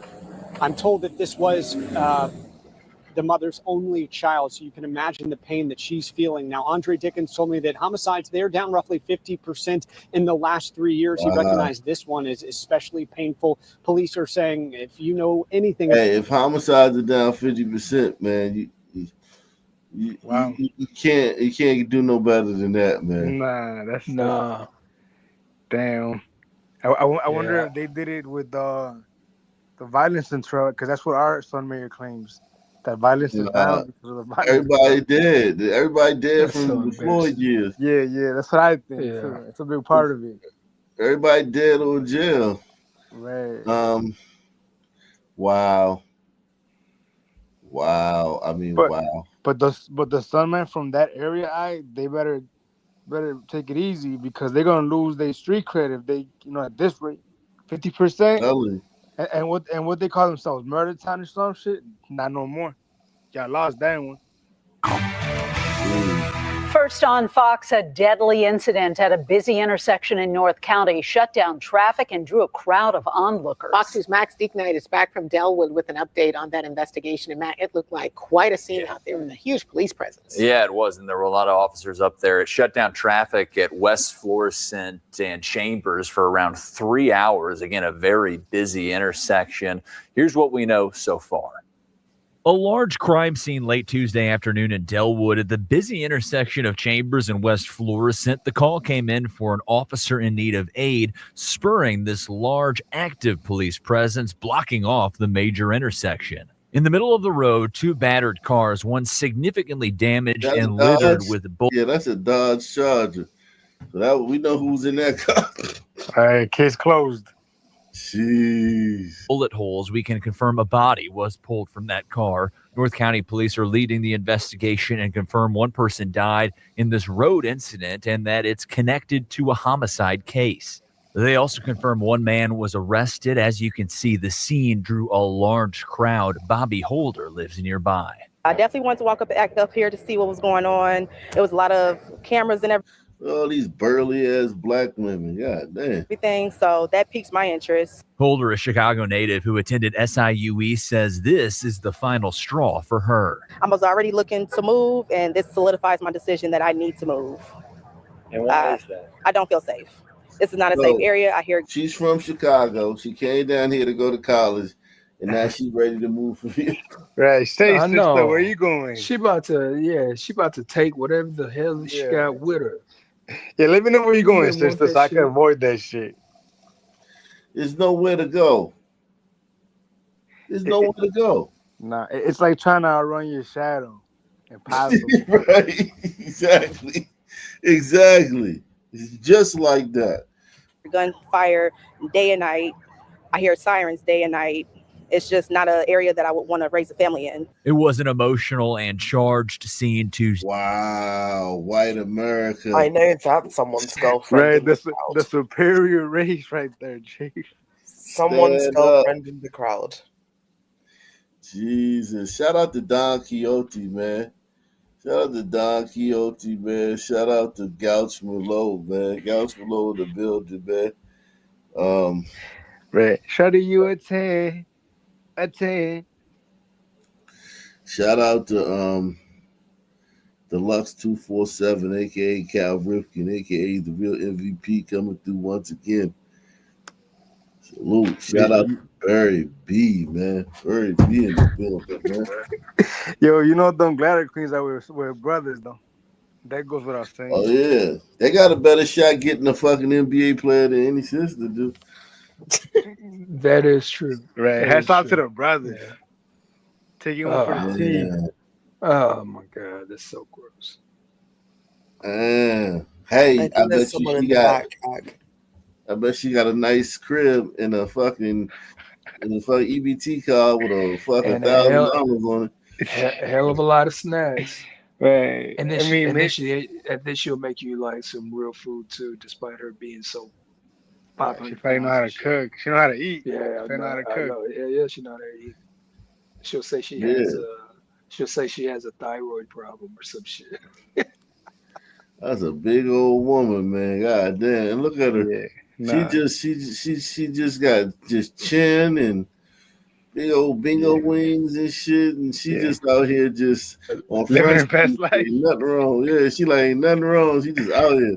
Day as that body was pulled and at least Yo, one but you know what, vehicle though? was hauled off. Man, real quick though, jokes aside, there's no reason for you to get that big. Like there ain't no reason at all, man. Yeah. Onlooker Michael Davenport shared how he felt about what he was seeing. It's devastating, you know, and St. Louis is getting so bad that, you know, I think we need guidance for everybody. Young kids that are barely can drive, have automatic weapons and over simple things. And we're still waiting for police to release the name and age of the person who was killed in that incident today. deport And we him. hope to have some updates for you coming. We need to deport that guy right now, man, for saying some stupid shit like that.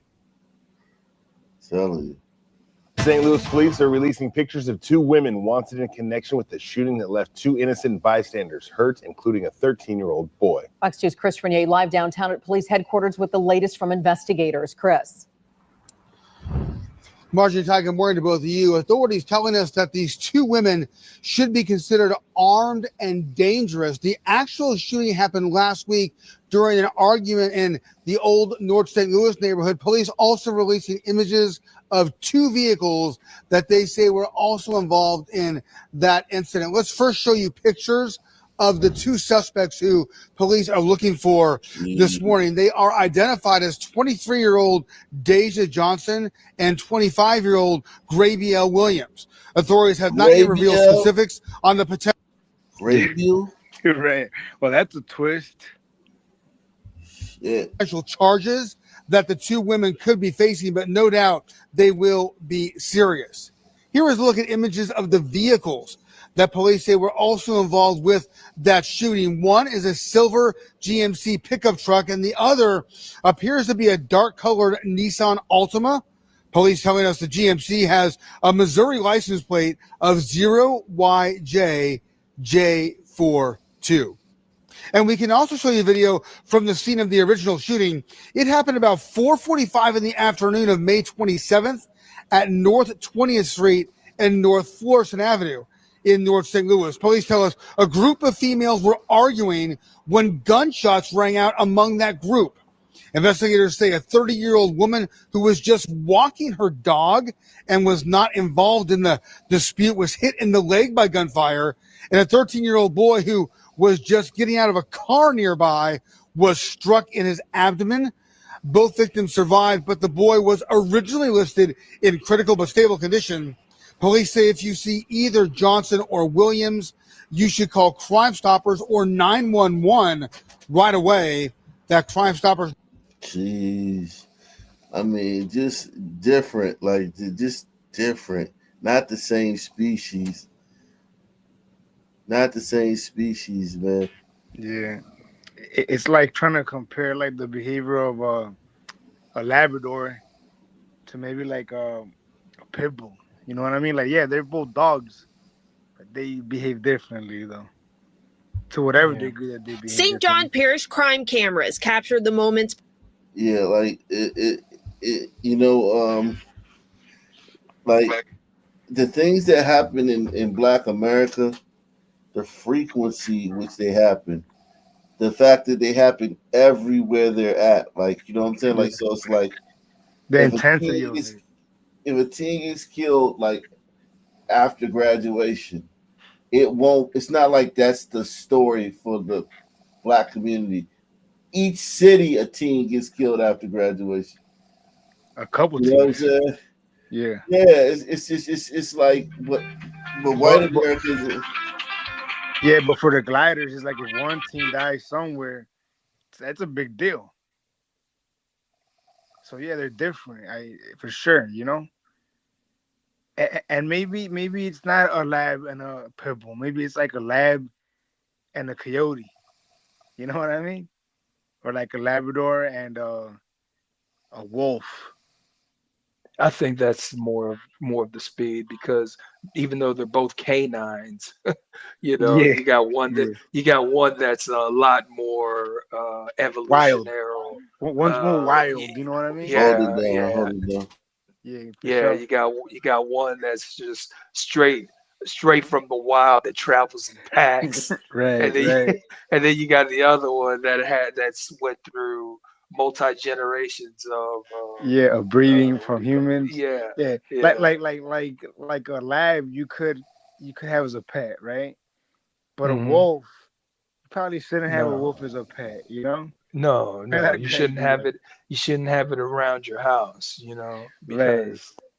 because a wolf is going to eat your Eventually it's children instinct. and then eat you. Yeah, eventually its instinct might you know, come out of it, right? Yeah, and then look at you like, what the fuck? What you expect? I'm a wolf. Right. Go Like, bring the rest of your family. Think about it. Think about what you just said though. Like, you can't get mad at the hyena for acting out how it acts. Like, Yeah, that's I what know. it does. But Yeah, I know. I know. Learn to identify the damn hyena. Learn Man. how to identify the wolf. You know what, Yeah. man? I In this bubble here, bro, it's uh incredible how glaring the differences are. You know, oh even it's outside of so here, it is. Even outside of mhm. this bubble, it's glaring. Yeah. Here, it's like magnified. I don't know. I don't know Hey, how. Wicked, let me tell you something. So I was at my job the other day, right? And I work with a few officers. I work with a few cops, but Okay. they're on duty, but they're off duty. And and I get along with everybody. 75%, maybe I'll say about 70%, they are liberal people, And so I started talking about the riots. I was talking about the riots in Cali, and I asked them, which one do you think is worse? You think the California riots or January 6th? About 4 or 5 people. January Yeah. 6th, January 6th, January 6th. And I'm And just these are like cops, right? I'm talking about a cop in particular. Like other people were Okay. workers, but this guy's a cop. And he was saying And January 6th. he said January 6th. So I But said, he was a sun what? man though, right? Look, yeah, he is a son man. And I said, why January 6th? He said, because officers died that day. And I said, Mm. wait, officers died on January? And he just blew up, like blew up, went full sun on me. And Damn. he's like, I love you, but and he was trying to get practically everybody in the room to take his side or whatever. The dude, Yeah.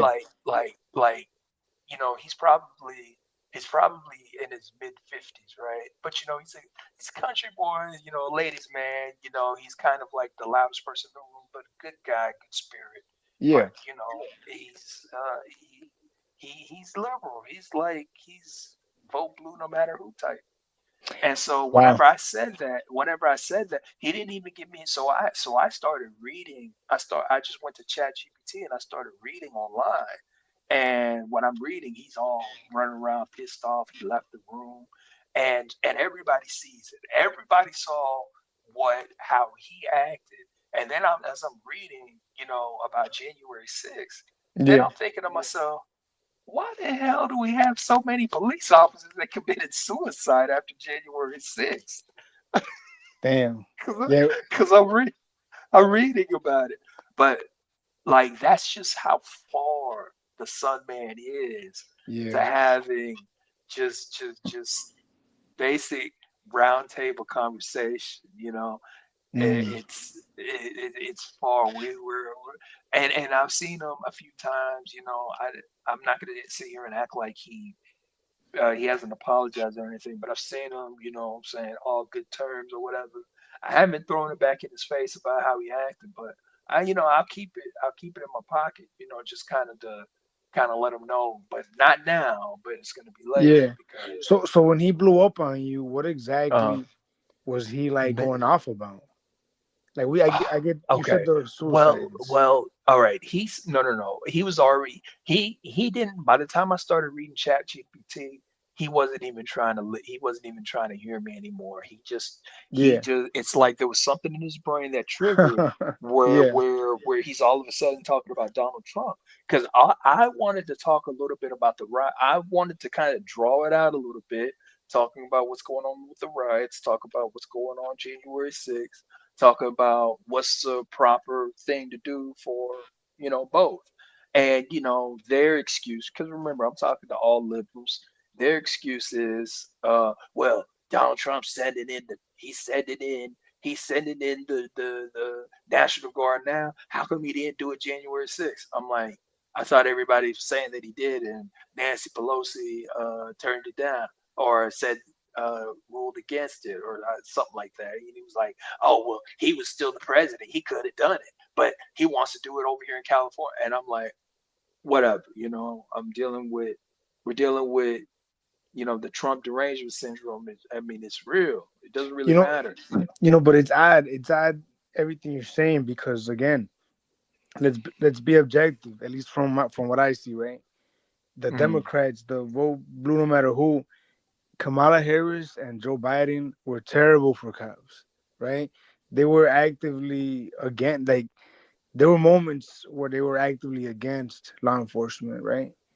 And Yeah. in the same breath, you have Trump and the Republicans who were very pro police.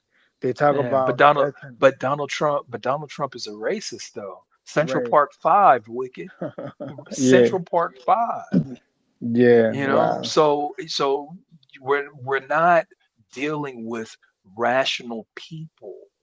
You Yeah. know, there's this barrier that they can't break. And I hate to say it's as easy and simple as mind control, but this guy right here that just went completely unhinged, that's not Right. the only person that's happened to with me, you know. And he rode with me today, so I was with him today, and you know, because he volunteered to go where I went. So I'm telling, so yeah, since I have him in the car, and now he's basically, I can't remember what we were talking about, but now he's on a trip of saying these YNs are a problem, you know, and this is like 2 days after his blow up or whatever. Yeah. So he's like, the YNs are the problem, blah blah blah blah. So I'm like, yeah, you know, I'm kind of like not really talking much about it, but You don't want to then upset shit, him, right? then I had to go ahead and bring up Ox panel and talking about the lynching. Wait, so he knows And about Ike? no, I told him Oh, about okay, damn. I told him about and I Oh, told you him did about tell the him about Ike. lynching. Yeah. I told, because he's talking about YNs being a problem. I got, you know, so I'm like, I'm about to bring this up because, you know, it's fresh on my mind. You know, we Right. just talked about it. So I started talking about the lynchings I started talking about the white on black lynching, you know, and I was saying that, you know, there was a whole section in the newspaper, and he was like, they wrote about it in the newspaper. I'm like, of course they did. People, you know, people get dead on the side of the street. People want to know who it is. They gotta phone Yeah. out to the family or whatever. It's like They're gonna today. read it. It's kind of Yeah, like yeah, yeah. today. But you know, he hasn't thought that far ahead or whatever, you know. And I'm like, and so I'm telling them that there was a whole section of white on black lynchings, and then there was a whole section of black on black lynchings. And I said there was also a section on white. But I was like, what was odd enough was that the things that the white people were lynching black people for, black people were lynching black people for the same exact things. I'm talking about they would show up 500 deep, and it's just going to be a sheriff and a deputy, and they're literally trying to hold these people off. And then they can't hold them off anymore. They take them, and they will throw them inside a burning building, and that's the lynching. He's like, "What? No, lynching is on trees." I'm like, "No, that's not how it works. That's not how it Right. works." So I'm like straight up educating them or whatever, and then I'm starting to tell them about the black people, and I'm telling them, "Look, the black people, they lynched blacks for practically the same reason. You would have you would have some black dude that done molested three separate 3-year-olds, you know, Damn. in a town. They go and go after them. I was like, but here's the part that really tripped me out, and I had to let them know. I said there were multiple instances where black people would lynch other blacks because they voted Democrat, which was Really? I didn't true. hear. Wow. Wow. Ock read him. There was at least two. Because they One voted was really Democrat? brutal. Yeah, because he voted. Yeah, They yeah. found out he voted What the Democrat. fuck? Yeah, They lynched a man and his wife too. Because they voted Democrat. because they Yeah. voted Democrat. I had to let them know. And then I was saying, at first we're thinking, you know, well, this is like, I'm like, we're thinking maybe this is like the 1920s. Maybe they were like promised. Maybe they were promised lavish jobs, lavish homes. This wasn't 1920. This wasn't 1930. This is 1892. Think I about said, that. Think about that shit right I was there. like, what the hell is he doing? Right. Voting for white people to take back over. Wow. Did he have a point? Yo, that Lyndon Johnson, whatever the fuck they call it, brilliant. How they brought the sons under the Democrat Party Act.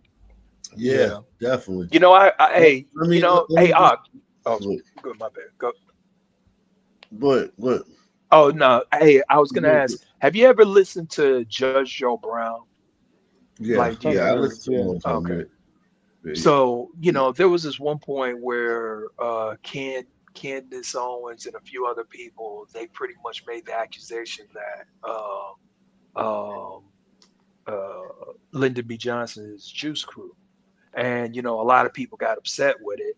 And then I think there's a little bit more information out on it, and I'm I still don't not for believe. I certain. don't believe he's just a Yeah. Southerner. I don't believe. I Yeah, don't but believe. look, let me tell you what Lyndon B. Johnson did, because he used to be a teacher wherever he was before he ran for governor. He was a teacher, and he worked with and predominantly, and this is a story according to Judge Joe Brown, and he worked with predominantly black kids, black students.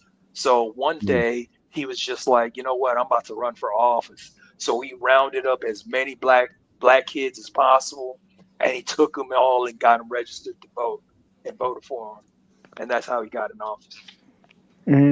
But I mean, that kind of sounds very Juice Crew like. I'm just saying. But let's be honest though. The Republicans they never did themselves any favors with the POCs either though. Like their strategy was never. It just felt like they were like indifferent to POC. Do you know what I mean? Like, well, the Democrats were very. Well, I mean, if you're talking about free stuff, I mean, right. Yeah. They were always talking shit about shit like that, free shit. For example, among other things, they're very pro law. If I'm not mistaken, they're very pro like law, right? Yeah. Which might lose you a couple of votes. But really quick Exactly. though, if you don't mind, because TR his story is pretty interesting.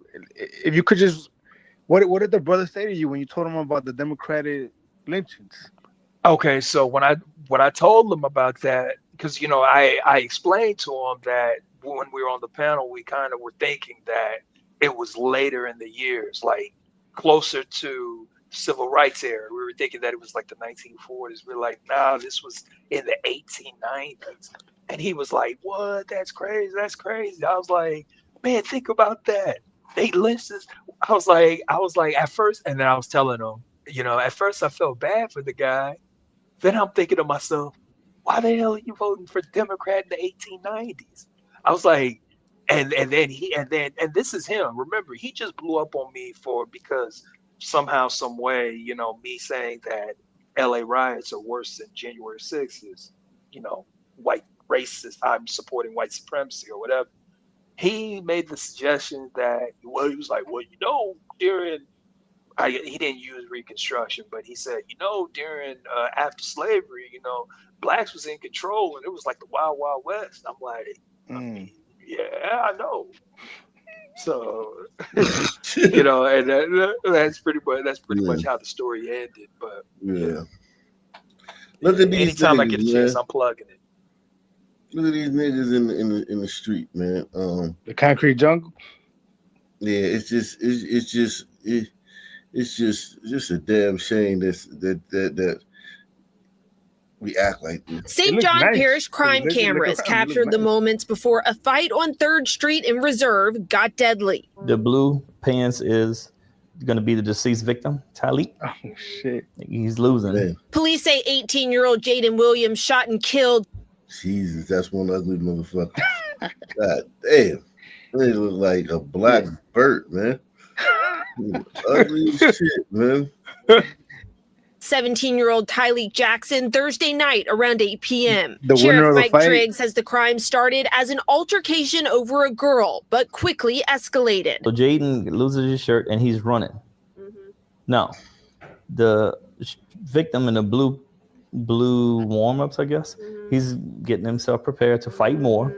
The video shows the suspect on top of the victim. He goes inside of an apartment behind Jaden. The tree covers the actual murder. Investigators say Williams then asked 17-year-old Damon Brown for his gun, fired it at Jackson multiple times, and took off. Less than 24 hours later, Williams turned himself in to authorities in Jefferson Parish and was booked on a second-degree murder charge. Brown is booked on principal to second-degree murder and obstruction of justice. And Sheriff Mike Treg says teens solving their problems with guns is part of a troubling trend. There's an ugly trend.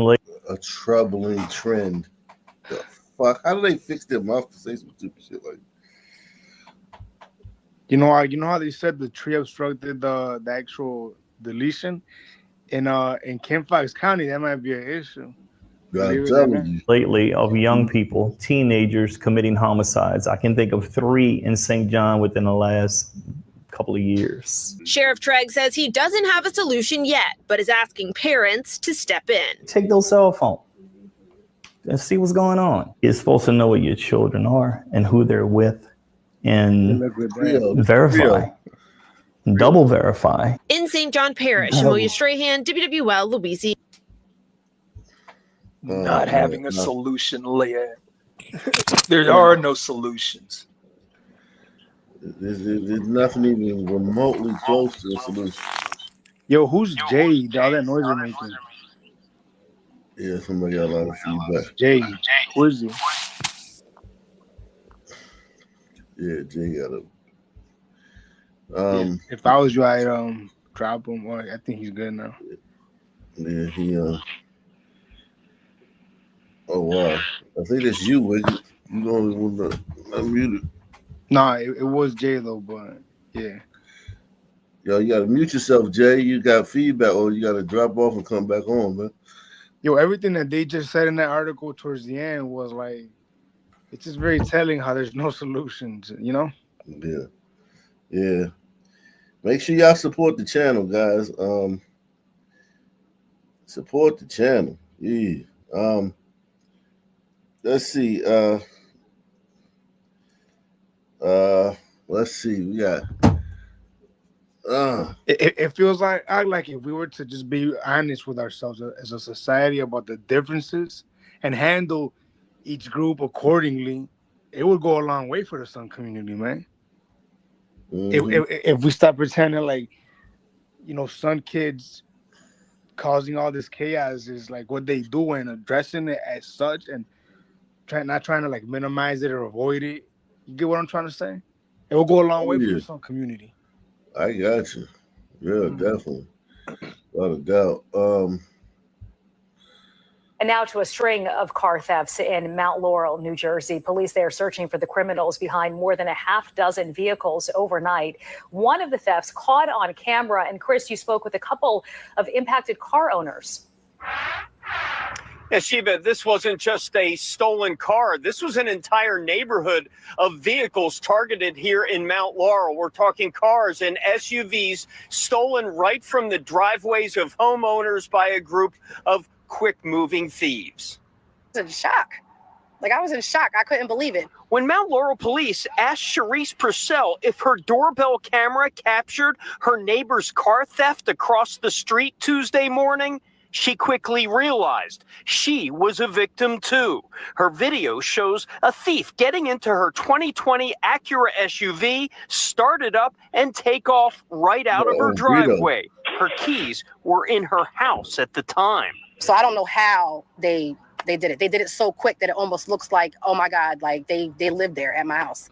Her SUV is one of more than a half dozen vehicle thefts overnight around the Larchmont neighborhood of Mount Laurel. In the video, you can see one of the crooks getting into Paul Tassine's Mercedes-Benz. They didn't steal the car, but did get away with his registration, insurance card, and a few bucks in cash. I've been calling around. I'm going to try to get a security system on the house. Like I said, I just moved in like 2 months ago. So, I was trying to do other work for the house, but that's going to obviously have to be a priority at this point. Police say all of the thefts took place between 2 and 5 a.m. Those who live here are wondering why their neighborhood was targeted. Shocked probably the whole township, probably Burlington County, because it wasn't just here. I think there's about 5 to maybe 8 cars, Morristown, somewhere else in Mount Laurel. It's devastating. This is just not normal. Purcell says she spent most of the day cruising around the area looking for her stolen SUV. She says has special meaning. I had Eagles sticker decals on the back of my car. So if you see somebody riding around in Eagles decals, Acura RDX, please get my car back. Get my car back. Well, at least she is a good sport about it. Police say are urging residents to continue to lock their doors, park in well-lit areas. Those look like hombredos to me, man. I ain't even gonna lie. Them look like fucking hombredos. It could have been an Umbrito or a Redbone brother.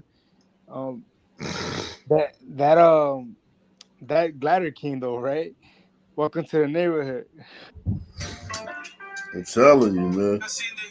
I'm telling you. Welcome to the The neighborhood. insurances on these cars, they did like theft insurance must be extortionate. I don't know. Yeah. I don't even want the car back. They A can keep Honda it. or a what's the other one that keeps getting stolen? I think the Hondas are the ones that keep getting isn't it the Kia? The Kia boys getting stolen. Yeah. Oh, Yeah, that Americans reminds me do too. that too. Leave it unlocked outside their house. Why? Like it's so simple. Don't they have Lock like your key car. cards though? They have some. Sort No, of I know they have magic. the readers, the electronic readers. Yeah. That's also why I prefer like key locks. I don't like all these push to start buttons. Yo, that reminds me. I was reading the paper the other day, and on the front page, right, it had a segment on I guess that's a new thing, the SRT boys. I was like, damn, all these different titles to just avoid saying Sun teams. You know what I mean? Mm-hmm. Yeah.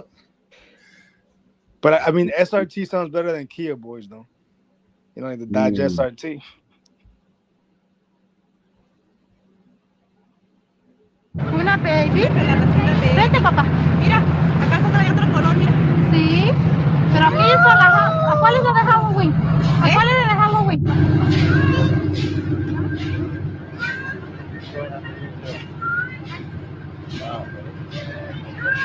Yo, look at that little wicket right there.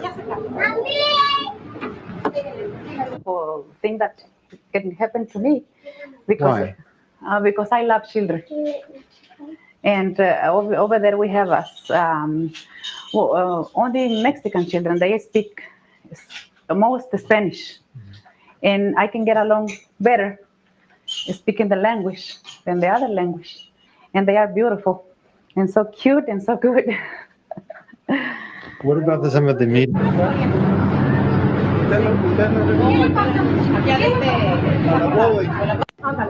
In Mexico, and I was raised there.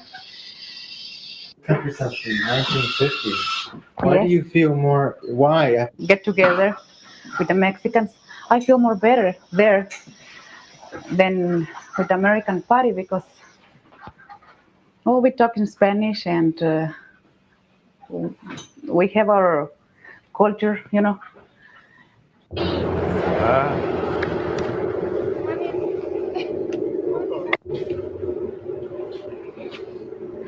My grandmother who was dying of cancer, and I wanted to tell her what I thought about her, what I felt about her, remind her of some experiences that we'd had, and just talk with her and be with her. And every other word practically that came out of my mouth in Spanish, I had to stop and ask my aunts and uncles, how do you say this? What's the word for? And I was really horrified because I'd lost my language, is what had happened, and I didn't realize what was I going to do. And very sad.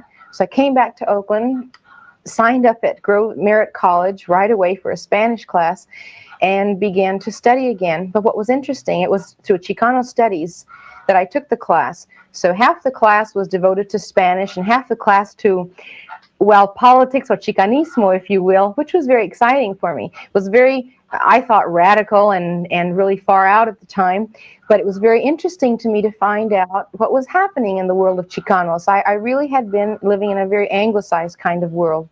And so... B-E. This sound, okay, no es E, no es E.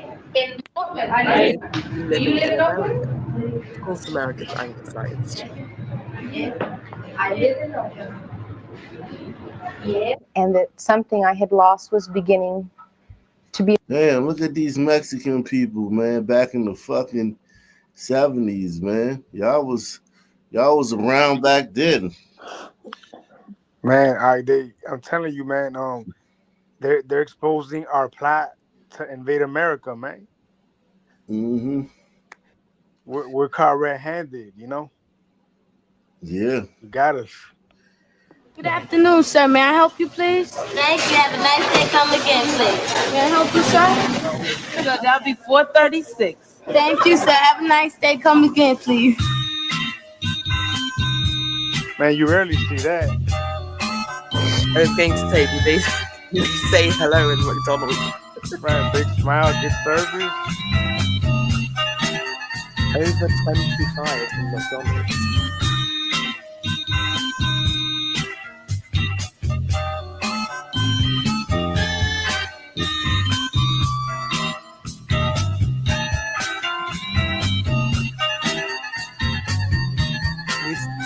At least they now wear gloves to cook meat.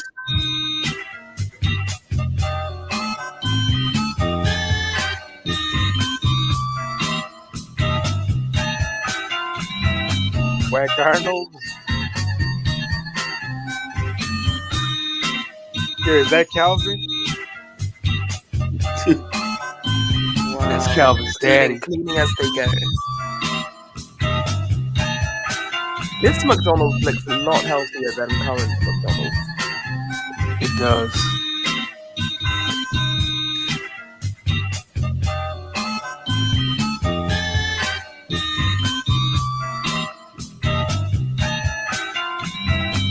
Cash. All cash.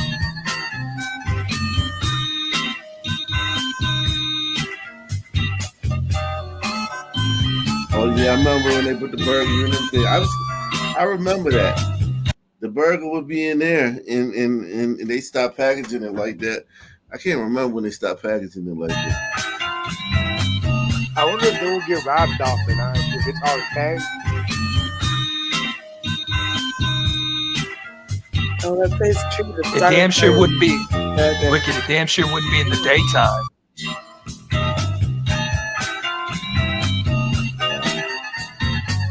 That look good, I ain't gonna lie. I could say that's a very fresh burger compared to now. Good God. Yeah. It's an actual beef patty. Wow. And no one had an issue waiting in that queue. You saw them. Yeah. Everyone's just chill waiting. It will be about 10 minutes. No issue. Well, we know one thing for sure, though, right? Even back in that year, there was definitely some people bugging out. Like, y'all ain't got no ketchup. Yeah, that's true. I promise you. I guarantee you. Look at all those sons that were working. Right. It's 1984.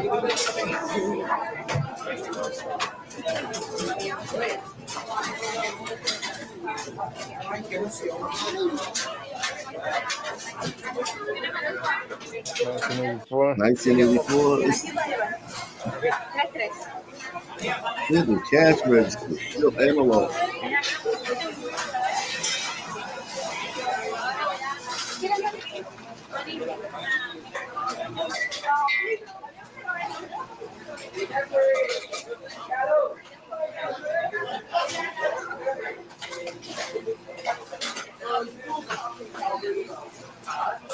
And it was fast food because it wasn't a sit-down restaurant, not necessarily because it was fast. Yo, that camera that he holding probably huge as hell. In 1984, you know what I'm talking about? Yeah, like the size of a rocket launcher. Right, exactly. The rocket launcher cameras. Yeah. Look at that though, man. Those was the good old days. I mean, like, yeah. Think about it. Nobody has a cell phone. Not one person. Right. Nobody has an Instagram or Facebook. You just know who you know. If somebody ain't right, like they have now. I will say this: they had phone booths on every corner. So if you needed to, there would be probably phone booths right outside the McDonald's. But still, like, you know what I mean? Like, it's at this point, I don't even know if a lot of people have pages. Maybe so. Maybe around this time, right? 84, maybe since I to get pages, but like even then, No, like I I don't mean, think like pages was like fully common. I think it was still when That's I get pretty home, common. I'll ring or leave a message on the landline. I feel like it was pretty common. I Yeah. feel like everybody Hey, had a pager. I imagine they had to make sure to leave their house with a piece of paper and a pencil just in case they got a number. yeah, but everybody didn't have pages. Like even when I got my pager, my mother tried to say she didn't want me to get one because it was for drug dealers.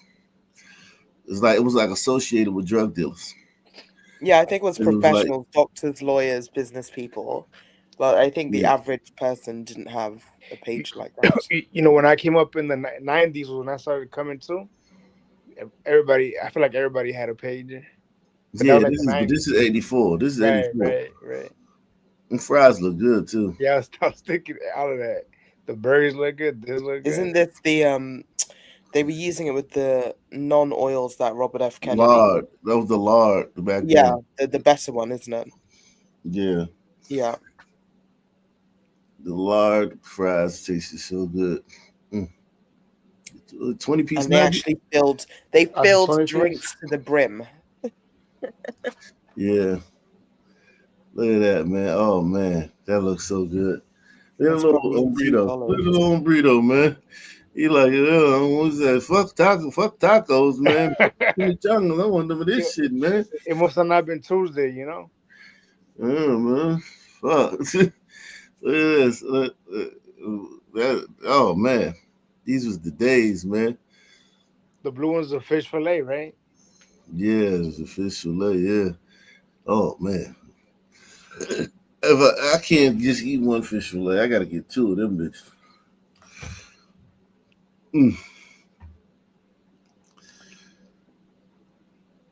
You know, one of my uncles, they tried to kill him in a phone booth.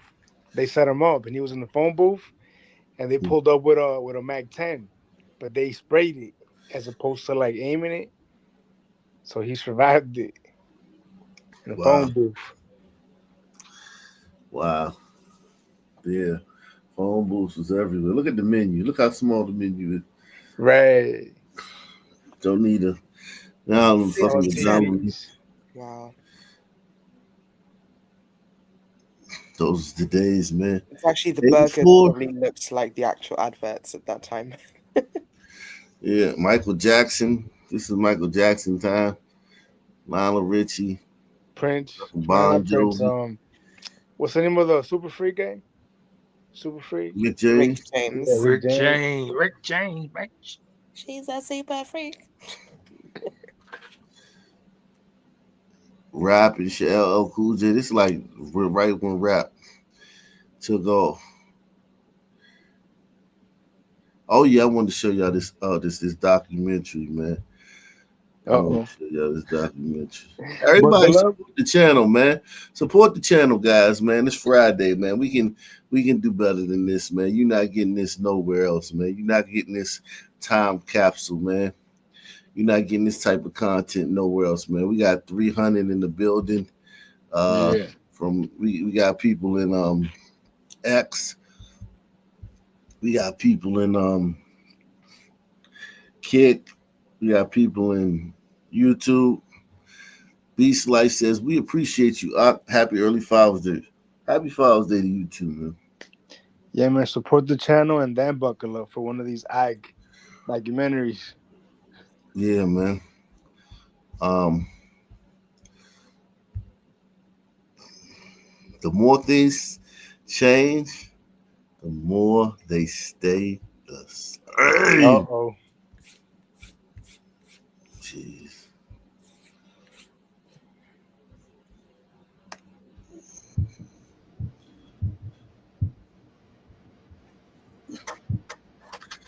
Black Horizons, 1981. Joining Chris Moore on tonight's Black Horizons are Mike Kane, Program Director, WCKG Radio. Dr. Earl Braxton, Assistant Director for Training, Three Rivers Youth. Dr. Harry D. Clark, principal of the Pittsburgh High School for the Creative and Performing Arts, otherwise known as CAPA, and Kevin Amos, station manager and program director of WYEP Radio. Good evening and welcome to Black Horizon. A series of articles that have appeared in the New Pittsburgh Courier recently suggest that the explicit lyrics that accompany a lot of the popular music played on the radio and sold in stores is in fact verbal gunpowder. That gunpowder is currently being poured through. This is 1981, and they're talking about the lyrics in music. If only they knew what was coming. Right. 4 decades later. 81. Jesus Christ, dude. Wow. LL Cool J isn't even out. Run DMC ain't even out yet. I know y'all don't even know the fuck Run DMC. NWA. This is before Thriller. This Thriller came out in 92. I mean, in 82. Yeah. I mean, they always talk about, I always turn away how NWA was like the genesis of gangster rap and violent rap. NWA comes out in 88. Right. 88. So which son man was rapping about this shit, I wonder? Off with a bang that will leave only a vacuum where young thriving minds should be.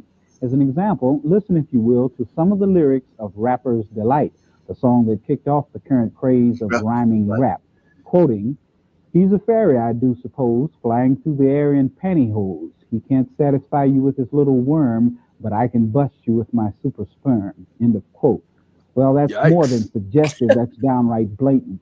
To get to some of your views. They're talking about a hip hop, a hippie dibby dibby the hip hop, but it don't stop, Baraka to the bang bang. They talking about that song. It's just corrupting the minds of the youth. Oh wow. How do you even catch the words? Lyrics were in there. How do you catch the words when the beat is just so fly? On this issue, we took our Black Horizons camera to get to the streets. Party people in the place, just for you. It's the rapping, the music and news. Hey, you. We're not the Sugar Hill Gang trying to survive. We're not the treacherous three or the furious five. We're not trickeration or the funky four. And we damn sure ain't the plus one more. Cause we're HQ and we're the news crew. Take a step back, we're coming through. Party people in the place, this is just for you. A little something from HQ. Well, I think it's all right. You know, it's to its own. People just have to music is so unique that people just have to learn how to adjust by it, you know, because music is it's something love, you know, behind it. You have to learn how to communicate with people with it, you know. It's a very deep thing. I like a real good movie that's rated X. I'm Mike D. Just about ready for sex. Has no meaning to it as far as I'm concerned. I really don't appreciate it because it's on the radio and everybody's exposed to it. That's my opinion of it, and the words and whatever. Just don't appreciate it. What about yourself? I think it's having a bad effect on the younger generation for some of the things that they're hearing and some of the things that's being said, especially dealing with sex. You know, I think it should be the nightclubs where it belongs. It should be played over the radio because that thing lingers in your mind and you hear them on the street singing and actually they don't even know what they're talking about. But like a 757 flying over your head. A hot rock, just about ready for bed. Just go back to cover the on the seats in your ass. Yo, Jimmy stand the heat. Well, I can't stand it because I'm in a spell about a man called Rockwell. Well, I don't like the rapping, you know, too much because everybody's starting to come out with it, you know, but it's all right. You don't have any problem with the lyrics and what they're saying, especially the young black people? No. Yeah, MC, Mike D. And what they telling my man, what you got for me? I have nothing for you, Rockwell, my man. I have nothing for that lady, so you understand. And then you ask yourself, are you stand the pain, cause you hit by the thunder, and then come the rain. See, I got pops, and you got your come on, Mr. Bill on the microphone. It kind of corrupts a lot of minds because, my cousin heard it one time, right? And he asked me what it meant, and I said, well, I can't tell you right now. You know, you have to ask your mother, your father. You know, well, sometimes they should stay away from that. Just stay with good, clean words. Like when Sugar Hill first came out with his first rap, and now everybody turned to that, you know, because it's good, clean. But now with Curtis Blow, with Rap Dirty, you know, something like that shouldn't have been made. Dial 363-2199. When I get off the phone, I'll blow your mind. Well, I'm classified like Billy D, and ain't no mother. In the house are like me, from north to south, or from east to west. I'm the MC who's the very best. I can turn it up and I can make it up. I want the whole damn world to know what I'm about. Hey, you know, I dig the music. It's real cool, you know. Look, so I like it. Ha ha ha! We're not Jiggy Hillcat coming on the floor. We're not Curtis Blow, but much more. We're not the Furious Five or Grandmaster Flash. We're not Count Cool Out because he's a pain in the ass. I think that in some instances, with respect to the effect that things like music and television have on young people or young black people, I think that sometimes that's a little overworked. I think that some of the things that are probably affecting young black people today are the type of education they're getting in the schools, perhaps parental concern and involvement with what their kids are doing today. I think those types of things affect black children and all children in their development much more than music or television or radio or anything like that. MC Mike B with the capital M. Don't knock at my door, just walk right in. I'll be inside for you, my dear. We'll take Chappelle in the case of bear. Now if that won't do for a mellow high, then I'll give you some love and that you can't deny. Cause I'm your number one and only MC. The cold cushion lover they call Mike D. It's all right with me, because I present it myself. You like it a lot? Yeah, sure. No problem with it at all? No, Yeah, hot rock, well, you do a little bit of show and tell. Hot rock the way. I rock you dirty, I rock you crazy. I'm a medical man with the mic in my hand. All over the line. I'm a Christian man, and I believe that it's time that we need to get Christian morals built up in our black children. And that's the problem with our community today. We have a moral breakdown.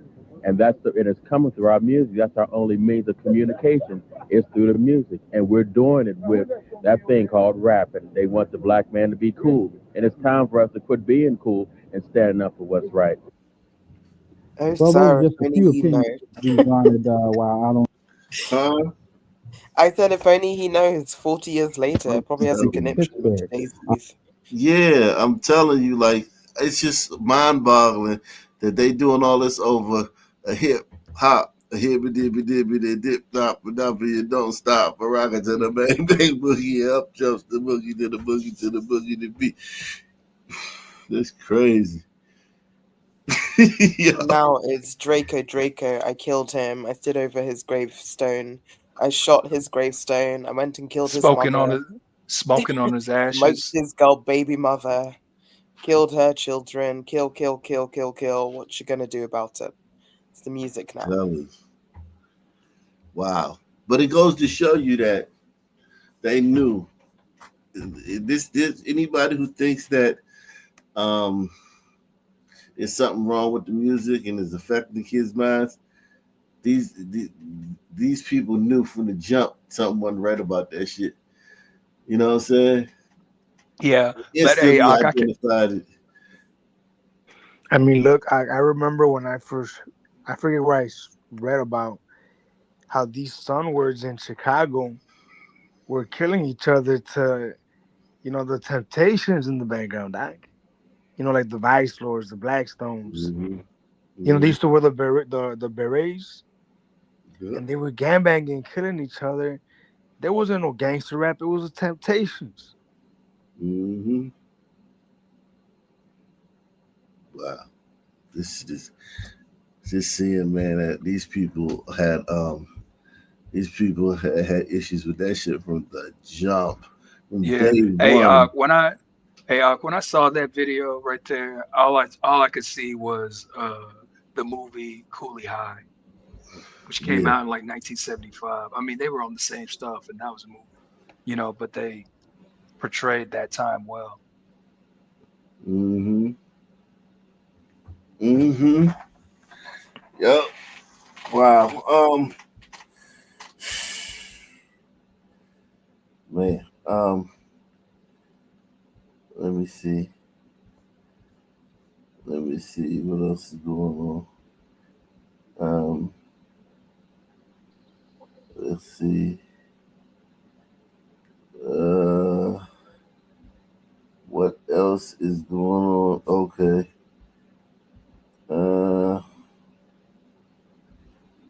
I say a bunch of stuff. Oh yeah. Has the And are y'all man ready? been caught? Huh? The runaway is it New Oh Orleans? yeah. The prison. Nah. No sign of them, either one of them. That's crazy, right? It's been a month. And are y'all ready to proceed?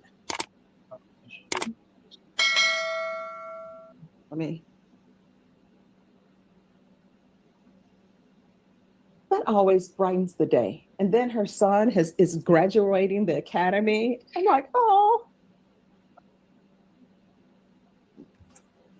All right, could I have a file stamp for a plea, please? Oh, sorry. No problem. Gotta get back in the room. The court is calling 2025 CR 001146, State versus Cynthia Diano. Could I have parties announced for the record? Defendant for the state of Texas. United Jeffrey Martinez for defendant. And are you Cynthia Diano? Yes. How do you pronounce your last name? Diana. I got it right. Counsel, have you received all discovery? Did you review it with your client? I did, Your Honor. Court will find that the state is in compliance with discovery. Ms. Diano, did you review the document entitled Application for Community Supervision or Deferred Adjudication with your attorney? Did you understand it and sign it? Yes. Did you review the true bill of indictment with your attorney? Did you understand it? Yes. Counsel, do you waive the reading of the indictment? I do. State, are you proceeding on the indictment as presented? Your Honor, state will be reducing this charge to a misdemeanor DUI and will proceed with that charge. Any objection? No, Your Honor. Deputy Laura, Deputy Mejia, can you move them to that other end? Jesus All right, we're Christ, back. Court is so fucking boring. Jesus Christ. Let me get. It's taking too long for that to develop. Let me get back to back to what we was doing. Shout out to Douglas Chunks, man. 50 Op Nation memberships, man. We should have 50 Consistently people. every show. Yeah, Amazing. well, we should have 50 people donating, man. We should have 50 people donating, man. You know what I mean? Like, should be more people supporting the channel, man. But shout out to Douglas Chunks, man, for supporting it for everybody. Let's see. Finding purpose in their pain. There isn't a day that goes by that we don't think of her. We just want to make her proud. We've been following through on a family's journey to honor their daughter's life by helping others achieve their dreams. It's not fair, that we outlive our children. And even saving lives. She couldn't get out. And she can't even get out of the car. We don't want people to be locked in. We last visited with the family of Megan Kellerman in April. That's when family members began their push for change at fast food restaurants. Megan was shot and killed by a stranger in the drive-through line at a local Taco Bell last summer. News 5 anchor Tracy Carlos spoke. I wonder if this is the one, because it was a guy, a white guy. The suicide. He'd been released from prison, and he wasn't meant to have a gun, and he just hit her car, shot her, shot himself. Yeah, that was so random, so random, And the dad was on the phone to her when it happened. Oh my God, Jesus Christ. Have you not seen the body cam of it? No. Yeah, there's the whole body cam. How did they get the body cam? Oh, no, it's on YouTube. Literally just body cam. I'll try and find it. Give me 2 seconds. Spoke with the family again today about the support they're getting in their mission to prevent another tragedy.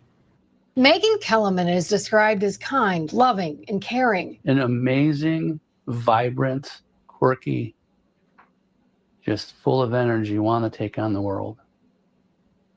I mean, she was my buddy. In an instant, Nick Kellerman's buddy, his daughter, was murdered. They say you don't want to look back, but in this case I do, because looking forward, I'm missing out on a lot of firsts with my daughter being an adult. Megan and her dog Penny were in line at this Taco Bell drive-thru in Stowe last August. They were blocked in. It's a single-lane drive-thru. The driver, a stranger, behind them started ramming his car into hers. Then he got out and shot and killed Megan and then himself. Tracy, to be honest with you, I'm very angry.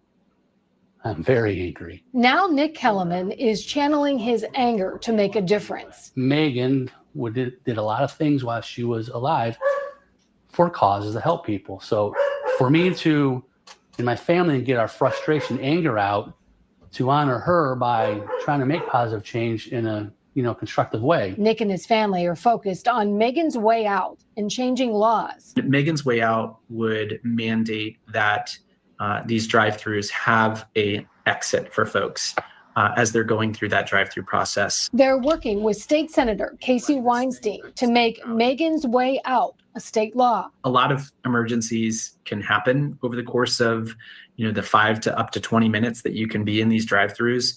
You could have a medical situation, it could be a personal situation, it could be any number of things. Megan's family is also working with the city of Stowe to change ordinances to new or remodeled restaurants to include extra space where drivers could get out of line in an emergency. Nick will be at the council meeting on June 24th to speak about Megan's way out. He also told me Taco Bell is expected to be there because they want to build a new restaurant. Who knew that we're working on this? Then all of a sudden Taco Bell is going to be at the same meeting proposing their drive-through, their plans. So we're hoping they do the right thing and do a 2-lane drive-through. The legislation is expected to be introduced in August, and Casey Weinstein told me that he is looking for bipartisan support. In Summit County, Tracy Carlos, News 5. Wow, that's so sad, man. Fucking horrible, man.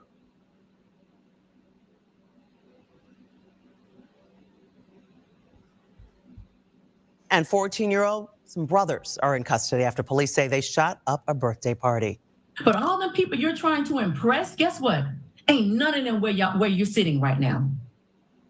That's the judge that they appeared before who told them she sees two.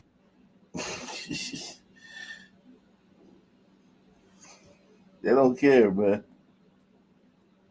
They don't care. They know, like, they know. Hell no, they don't care. Man. 14, they know there's nothing like. How many cars you think they jacked already? Plus 10? A lot. These kids know you can't do shit to them. I mean, what do you want to do? What do you want to do, lady? What do you want to do? Too many young people with guns running and ruining their lives. John 2's Tom Jones is live in Clayton County. Tom, that judge seemed disturbed, to say the least, over how the young defendants, how young they are.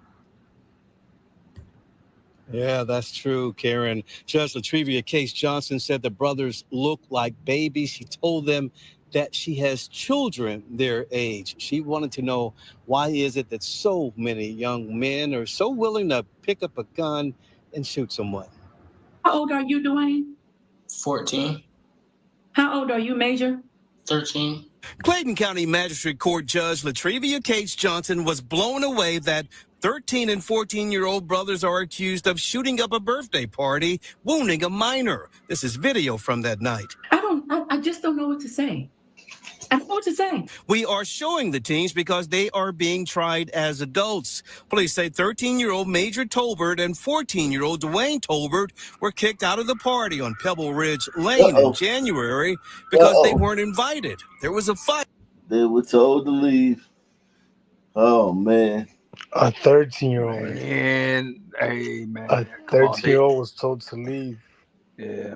And he opened fire. Yep. Think about that. Yep.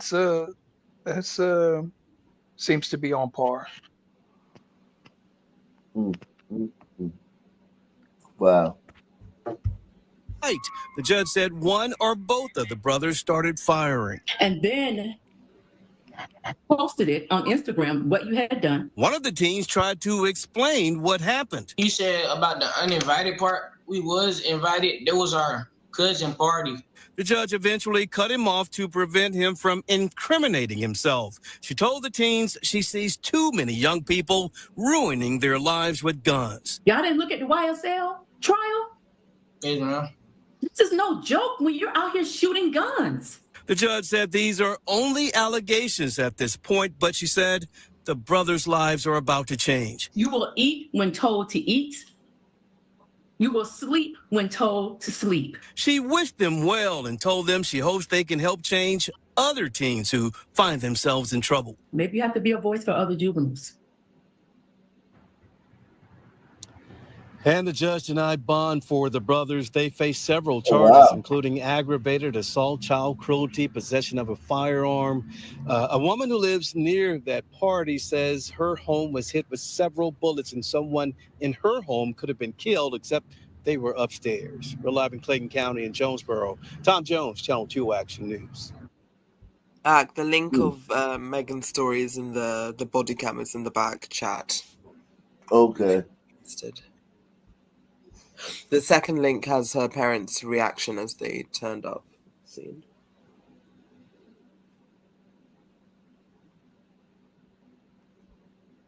Back chat. What's up with that judge though? Why she didn't cut them loose? Hey, I mean, maybe she sees her sons in them. Of course, she is. hey, she might be a non-George Soros judge. The probability of that is minus minus numbers. Minus 14. But she held on to them, right?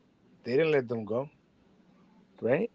She literally stopped them stopping them from incriminating themselves. Like, she's not a prosecutor, she's a judge. If they're speaking, they need to speak. Well, no, I think she's doing that for the future, because if she doesn't do that, they would literally toss the case out, saying that they didn't get a fair trial or some shit.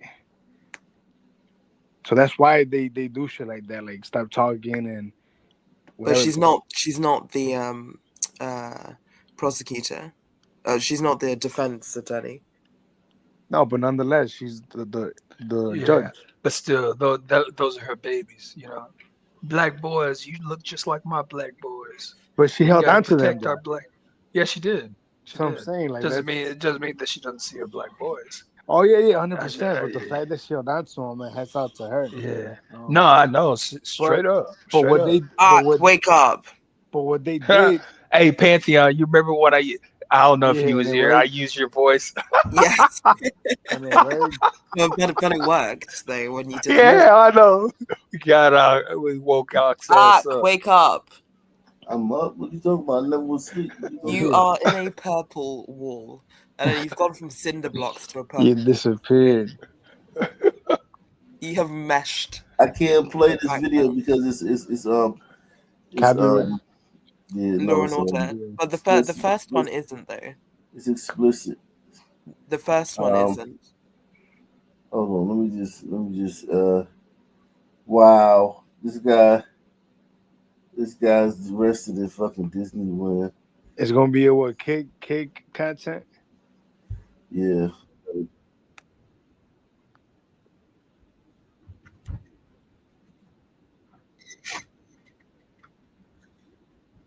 Oh shit! I don't even have the right thing up. Let me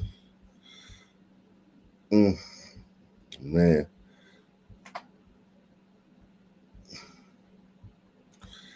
Here we go. Miami Gardens, 84% black. Also developing right now, a double shooting turning deadly. This happened in Miami Gardens early this morning. 2 people were killed after a shootout outside a hookah lounge. Local 10's Trent Kelly is live at the scene. And he tells us what led up to this gunfire. Well, Christy and Janice, we know that shooting happened after a fight that broke out in this very parking lot, steps away from that hookah lounge that you mentioned. At some point, people involved in that fight pulled out guns. Now, 2 people are dead, and at least 1 other has been detained for questioning. When I heard the gunshots, I was like, oh no. We kind of already figured someone had to be killed. Gunshots startling neighbors after a deadly double shooting outside a Miami Gardens hookah lounge overnight. The shooting starting with a fight, which eventually spilled out into this parking lot. A lot of yelling. It was absolutely crazy. It was crazy.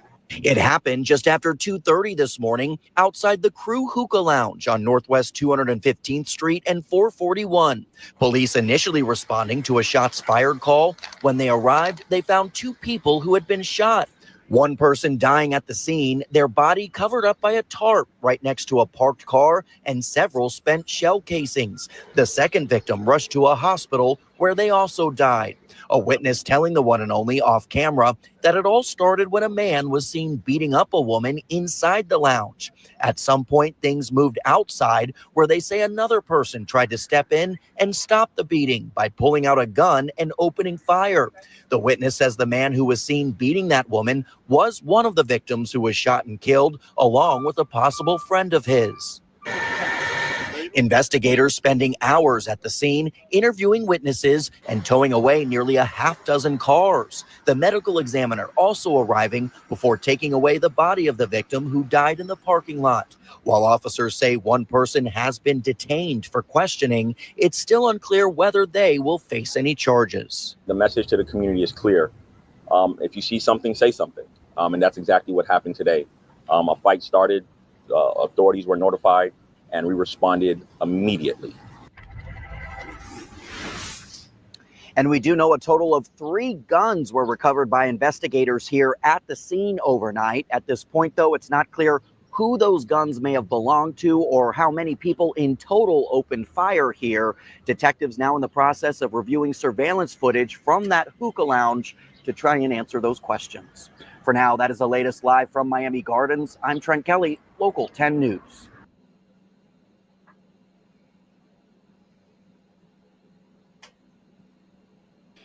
Well, we cannot say that the Sun Man isn't consistent, though. You know.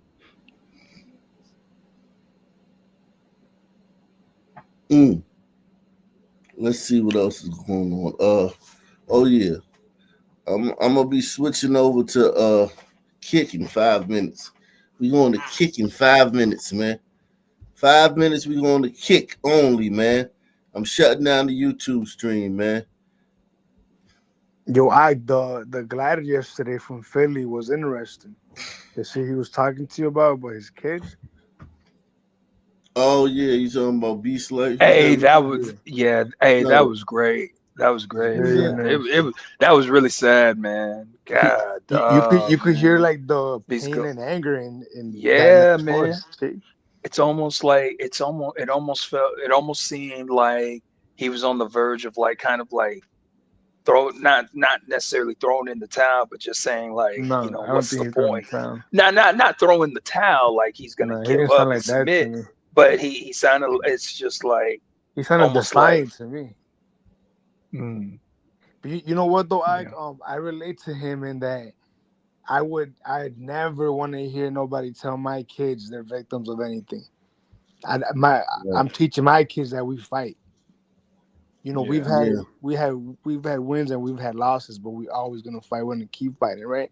I don't want to hear no glider queen teacher telling them that they're victims of anybody. So I understand what he's saying, man. So hats off to him, man. Man, it's just so hard to understand. I mean, maybe it's not hard to understand, but it appears hard to understand just how the hell we got here. Yeah, like why is it appropriate to tell a 3-4-year-old that bullshit about Yeah. skin color and this Hey, and that? Hey, It's you remember inappropriate. back? You remember back? This was months ago, but you were playing this little kid, and they basically said you're white. He's like, I don't want to be white. I want to be black. That's a long And time ago. yeah, and no telling what kind of propaganda he has to just sit through on the daily basis. Man, it's like they're surgically neutering them without any scalpel, without any physical touch at all. Seems like they're just doing it. That one I might say is slightly different because I think that one was a very young child, if I remember correctly. And the only reason I'm saying it's slightly different is because the child, like 3 or 4 year old, especially if you then start saying like black people are made out of chocolate, they'll be like, oh, I want to be chocolate too. I want to be black. So there could be that angle too, but it's not to completely disregard what you were saying. And I think who was it yesterday? Stephen, who came up yesterday and was saying it about his child, the skin book. Yeah. Yeah. Yeah, that was yesterday. He was Yeah, trying it to was teach just wild. He was talking about there was 2 books. The second one didn't sound as like I was with you when you said it. I was thinking, well, that doesn't sound as bad, right? Like the history. Now, I don't like the alphabet shit. I hate the alphabet shit. But it felt like more like a little history, some kind of history rerun, right? But the Yeah. first one about how white people were the ones that invented the concept of race Racism. and hate and racism. That's a very disgusting thing to tell a little kid. Like if you want to say that shit to an adult, whatever the fuck. But you don't say that shit to a 3, 4-year-old. It's inappropriate. Yeah. And that's Glider's big mistake, allowing liberals to be their teachers for their next generations. Mm. Because between race and sex and gender, I mean, just absolutely Yeah. abysmal. Yo, I don't know if you remember this, but Cook County told us a similar story. Do you remember that? Cook County on here told us a story about how I forget how old his like daughter was, maybe like 5, 4 years old. Remember that story he told us? Mm. He pretty much said that it was kind of identical to yesterday's story where his daughter tells him one day something along the lines of white people are racist or bad. And then he asked her, like, where did you get that from? And she tells him in daycare, wherever she was at, right? He was telling us a story like that. Mm. I'm telling you, I don't want to catch nobody telling my kids that they are victims. That's not their place to indoctrinate my children. Yeah. Yeah. It's so woven into the system now, man. It's like it's embedded. A lot of these books got transgenders or gay characters in it. None of these children's I books. know. Yo, Chief, as a matter And of the fact, TV shows too. as a matter of fact, Chief, right? I was on my kids, I got Disney Plus, and there's different profiles. There's like my adult profile, and then there's their kid profile, right? In their kid profile, they still had all the alphabet shit, right? And I was thinking, it bothered me, man, because right now they're so young, they don't know about it. But when they become like aware enough, and they're gonna hate me, Chief. My kids, I anticipate they're gonna fucking hate me, because I'm not gonna allow society to tell them. But even though I know it's very difficult, obviously, even as I say it, I realize how difficult it is. You know what I mean? Like when I'm gonna tell them, some people are not complete victims. They're not. The alphabet shit, we don't do that. If other people if other men want to be girls and dress like females, whatever, we don't do that. All right, I'm about to shut these down and go to Kick, man. Salute to everybody over here, man. Let's go to Kick, man. Everybody over to Kick. The Kick link is in the description box. It's in the pinned comment in the chat. Everybody over to Kick, man. Kick, kick, kick.